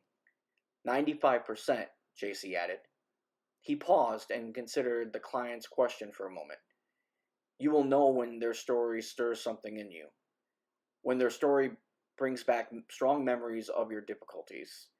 You will know when you look at the distressed individual and you feel as if you are looking in a mirror of your old life. When you come across that person, I want you to refer them to me. Will you do that for me?" The client agreed and shook JC's hand vigorously. As the client exited his office, JC looked upon the picture of Denise on his desk and spoke to her. "As long as I'm alive, I will do my best to help others become financially successful, Denise, so they may never have to carry the burden I carry with me every day. I love you, Denise, and once again, I'm sorry." Two tears streamed down JC's cheeks, one representing regret and the other hope. Chapter 7. The Secretary. I will begin now. Dee took a seat on the left side of the room and cautiously eyed the others sitting around her. Small cardboard name cards sat in front of each person in the room. Nearby was a balding, slightly overweight man named Phoenix. In the right-hand corner of the room sat a very well-dressed man in his mid-40s named Herb. He did not look as though he belonged here, but Dee figured that failure probably came in all packages. Others began to make their way into the large training room. Finding their seats with their name cards, the other attendees were looking around too. Everyone seemed nervous, timid. Dee considered that last thought. It wasn't that they were nervous or timid, they were beaten down, she decided. "No eagles in this room," she said to herself. "We're all in the same boat." The voice in her head told her the SS Titanic. She laughed to herself at that one. The training program lasted 3 hours. The instructor, a former financial mess turned rich habits devotee, enthusiastically expounded on each one of the rich habits. His enthusiasm infected everyone in the class. Individuals hardened by failure were laughing, high-fiving each other and sharing intimate details about their specific circumstances. JC stopped in halfway through the training session and gave everyone a pep talk, as if that was needed. The entire day was all so uplifting. Dee, along with 100 others just like her, cheered and backslapped each other on as they exited the room, program binders in hand. For that moment, none of them felt like a failure. Dee turned out to be one of JC Jobs' most enthusiastic students. Rich habit number 1 required Dee to list her bad daily habits. She attacked everyone like a pouncing tiger. All told, Dee identified about 10 bad daily habits she knew were holding her back. As instructed by the training material, Dee inverted every one of these bad daily habits, and they became her new good daily habits. Rich habit number 4 instructed Dee to care for her health every day. She had never exercised or watched what she ate. As a result, Dee was unhealthy and close to obese. She decided to limit her consumption of food to 1,800 calories per day and do a minimum of 30 minutes of aerobics every day. Dee liked to eat. And in the early days of moderating her consumption of food, she felt like she was starving herself. But the hunger pains soon began to fade. Dee was too heavy to jog, so walking was her best option. By the end of the 30 days, Dee was walking or slowly jogging 45 minutes each day. Her weight loss that first 30 days was an astonishing 25 pounds. I have not weighed that much since I graduated high school, she proudly said to herself. Rich habit number 5 instructed Dee to examine all of her relationships and eliminate the relationships that were destructive. She knew her recent job loss was caused by the frequent dire emergencies heaped upon her by her family. These distractions were her eventual undoing at her old job. As a teenager, Dee's parents had abandoned her and she was left to the care of an unwilling aunt. Her aunt and cousins considered Dee a burden on them, and they made no bones about this to Dee. Consequently, Dee carried a tremendous guilt for receiving assistance from them. This guilt continued into her young adult years, and her aunt and cousins used this guilt to finagle Dee into bailing them out of financial emergencies. The relationship was a one-way street for Dee. They took and took and took from her, never giving back. She decided that when she got back on her feet, she would not allow herself to be used by them ever again. One rich habit at a time, she began to reinvent herself. Feeling confident one day, Dee reached out to her old boss, John Andrews. She wanted her job and her kind old boss back. Somehow Dee talked him into meeting her for lunch. At lunch, Dee told John about the Rich Habits training program she was going through. John was impressed. He could see the effectiveness of the training in her obvious weight loss. Dee told John she had pulled away from her manipulating cousins and that she was not going to allow herself to be distracted that way by anyone or anything ever again. She told him she was confident she would be able to meet John's often articulated high expectations for her. John agreed to take Dee back for one more try, as he put it. Despite Nina's initial objections at her return to the company, Dee and Nina soon became fast friends. Nina, who ran most of the operations, found herself delegating more and more of her responsibilities to Dee. Some years later, Nina took over as CEO of Sunblade, and Dee took over Nina's operational responsibilities. Dee, with JC Jobs' enthusiastic support, took it upon herself to conduct Rich Habit training sessions for all Sunblade employees. The Rich Habits fever gripped the entire organization. John eventually sold his interest in Sunblade to Nina, Dee, and some of the other key employees, who all worked very hard to grow the company to a much bigger enterprise than the one John left them, making everyone financially very well off. Perhaps the most important thing to come out of Dee's Rich Habits transformation was her fight to gain control over her weight and health. At 44 years of age, Dee can proudly look in the mirror at a lean and healthy reflection. To memorialize her second chance at life, thanks to the Rich Habits, Dee runs the Philadelphia Half Marathon every year. This year, Dee will run her 20th half marathon. Chapter 8, The Car Dealer. Herb may have been one of the most functional of all of his Rich Habits students in his training class. His deficiencies were not many, but the few he had were devastating to his financial life. The one rich habit he realized he was violating every day was rich habit number 5. I will devote each and every day to forming lifelong relationships. Herb had always viewed the customer as a one-time sale. He never took the time to build any relationships with the customers in his sales career. His attitude towards the customer, exhibited by his cutthroat selling skills, while very effective as an employee, became a cancer to his organization. It trickled down to the service department, the finance and insurance department, and to the sales department, creating a culture that kept away former customers. As a consequence, the dealership was forced to chase new customers every day. The old ones simply never came back to buy cars. Worse, they rarely frequented the service department, a major source of revenue in any car dealership.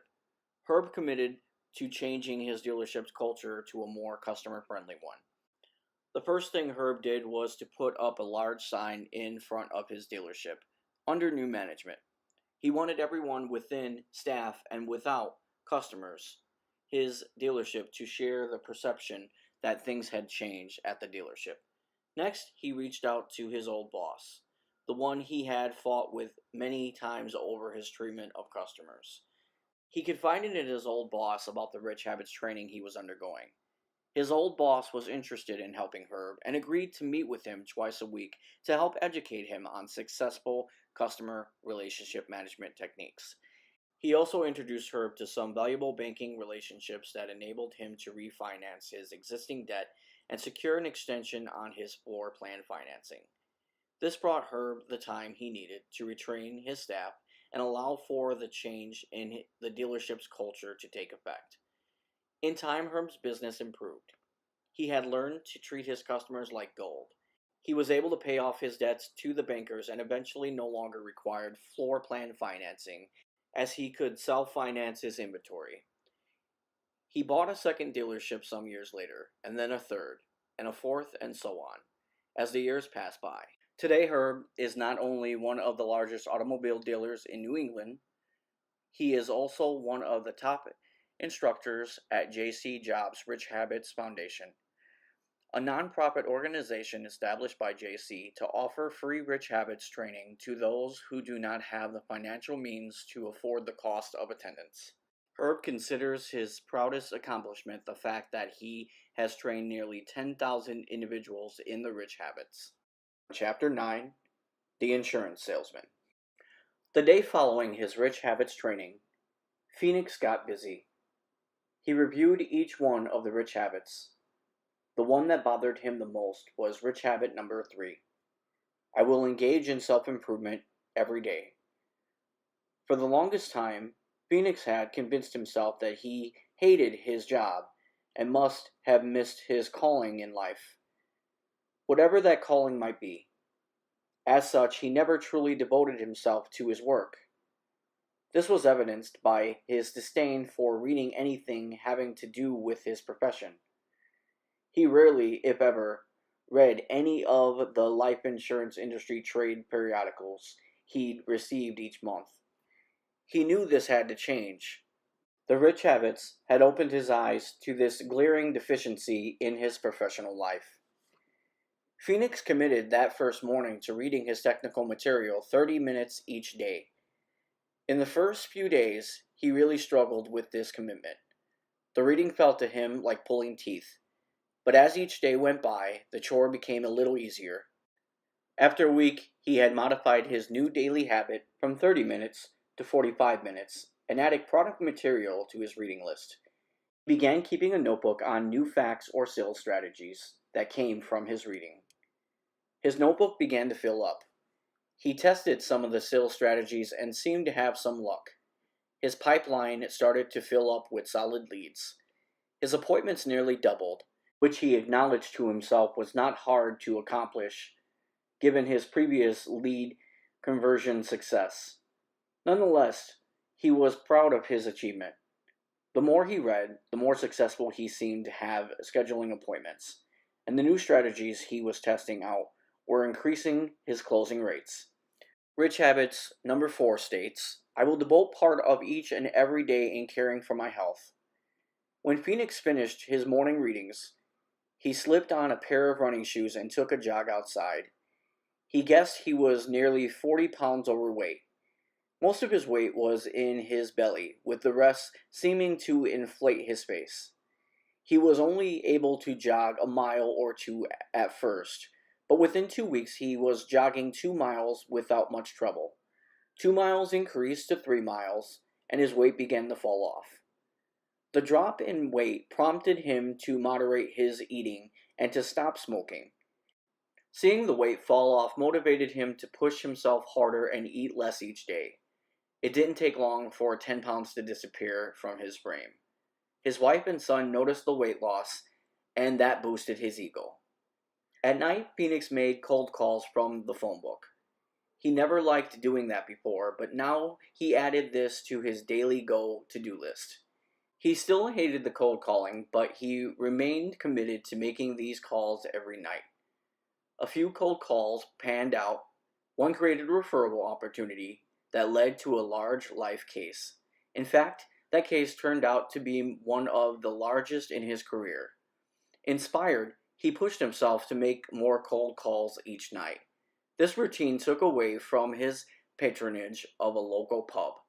He couldn't do both, and besides, all those beers, he reasoned, would interfere with his ongoing weight loss.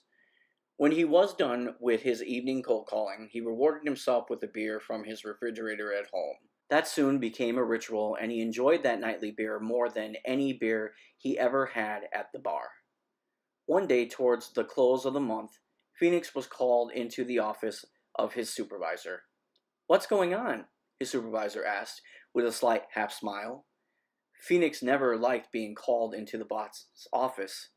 For him, that was never a good experience. He was nervous in his reply. "Well, a lot, I guess. Doing some things differently this month." "That's why I asked you in here," his boss replied. "I just received the preliminary flash report for this month. Your production numbers are up. Looks like you had one big case, but what interests me is not that case, but the other smaller cases." "How do you mean?" Phoenix was now studying the report with his boss. "You've got about a dozen small cases here. The numbers are individually significant, but when added together, they're pretty good. What are you doing?" Phoenix was initially reluctant to confide in his boss about the Rich Habits program he was following every day.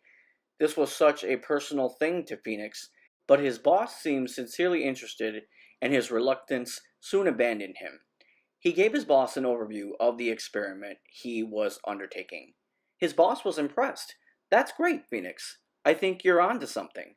His boss opened his drawer and handed him an envelope. "What's this?" Phoenix asked, looking at an envelope with his name on it. The envelope looked like a paycheck envelope to him. "Open it up," his boss urged, a smile drawing up the corner of his lips.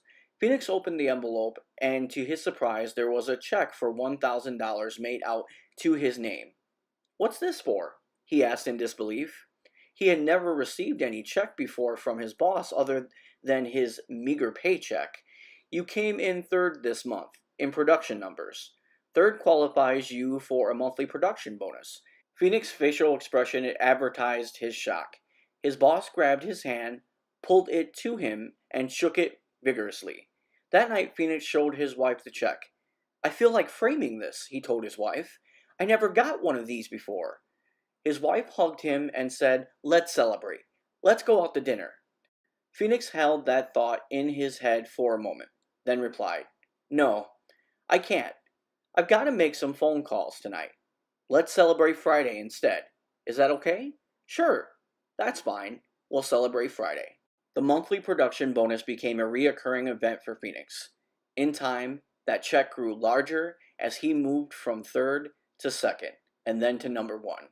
He liked being number one so much that he worked hard to stay number one for 2 years. After one of his most productive months, his boss asked Phoenix if he could train some of the others in the office in the Rich Habits. Phoenix approached J.C. Jobs, who enthusiastically approved of the idea. The training decision turned out to be a wise one. In a short period of time, the firm's profit began to grow and grow as one producer after another increased their production numbers.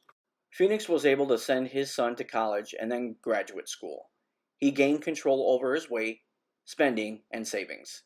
Phoenix continued to climb the company ladder, taking on more and more responsibility and conducting Rich Habits training for all new hires. Chapter 10. The pews were filled, yet people continued to fill the church. Some stood 3 deep. When there was no more room inside the church, the crowd spilled out into the church steps. The mass of mourners wound their way along the sidewalks in front of and across the church. The entire block was filled with people. The church bells rang loudly, but could not drown out the chattering and sobs of the mourners.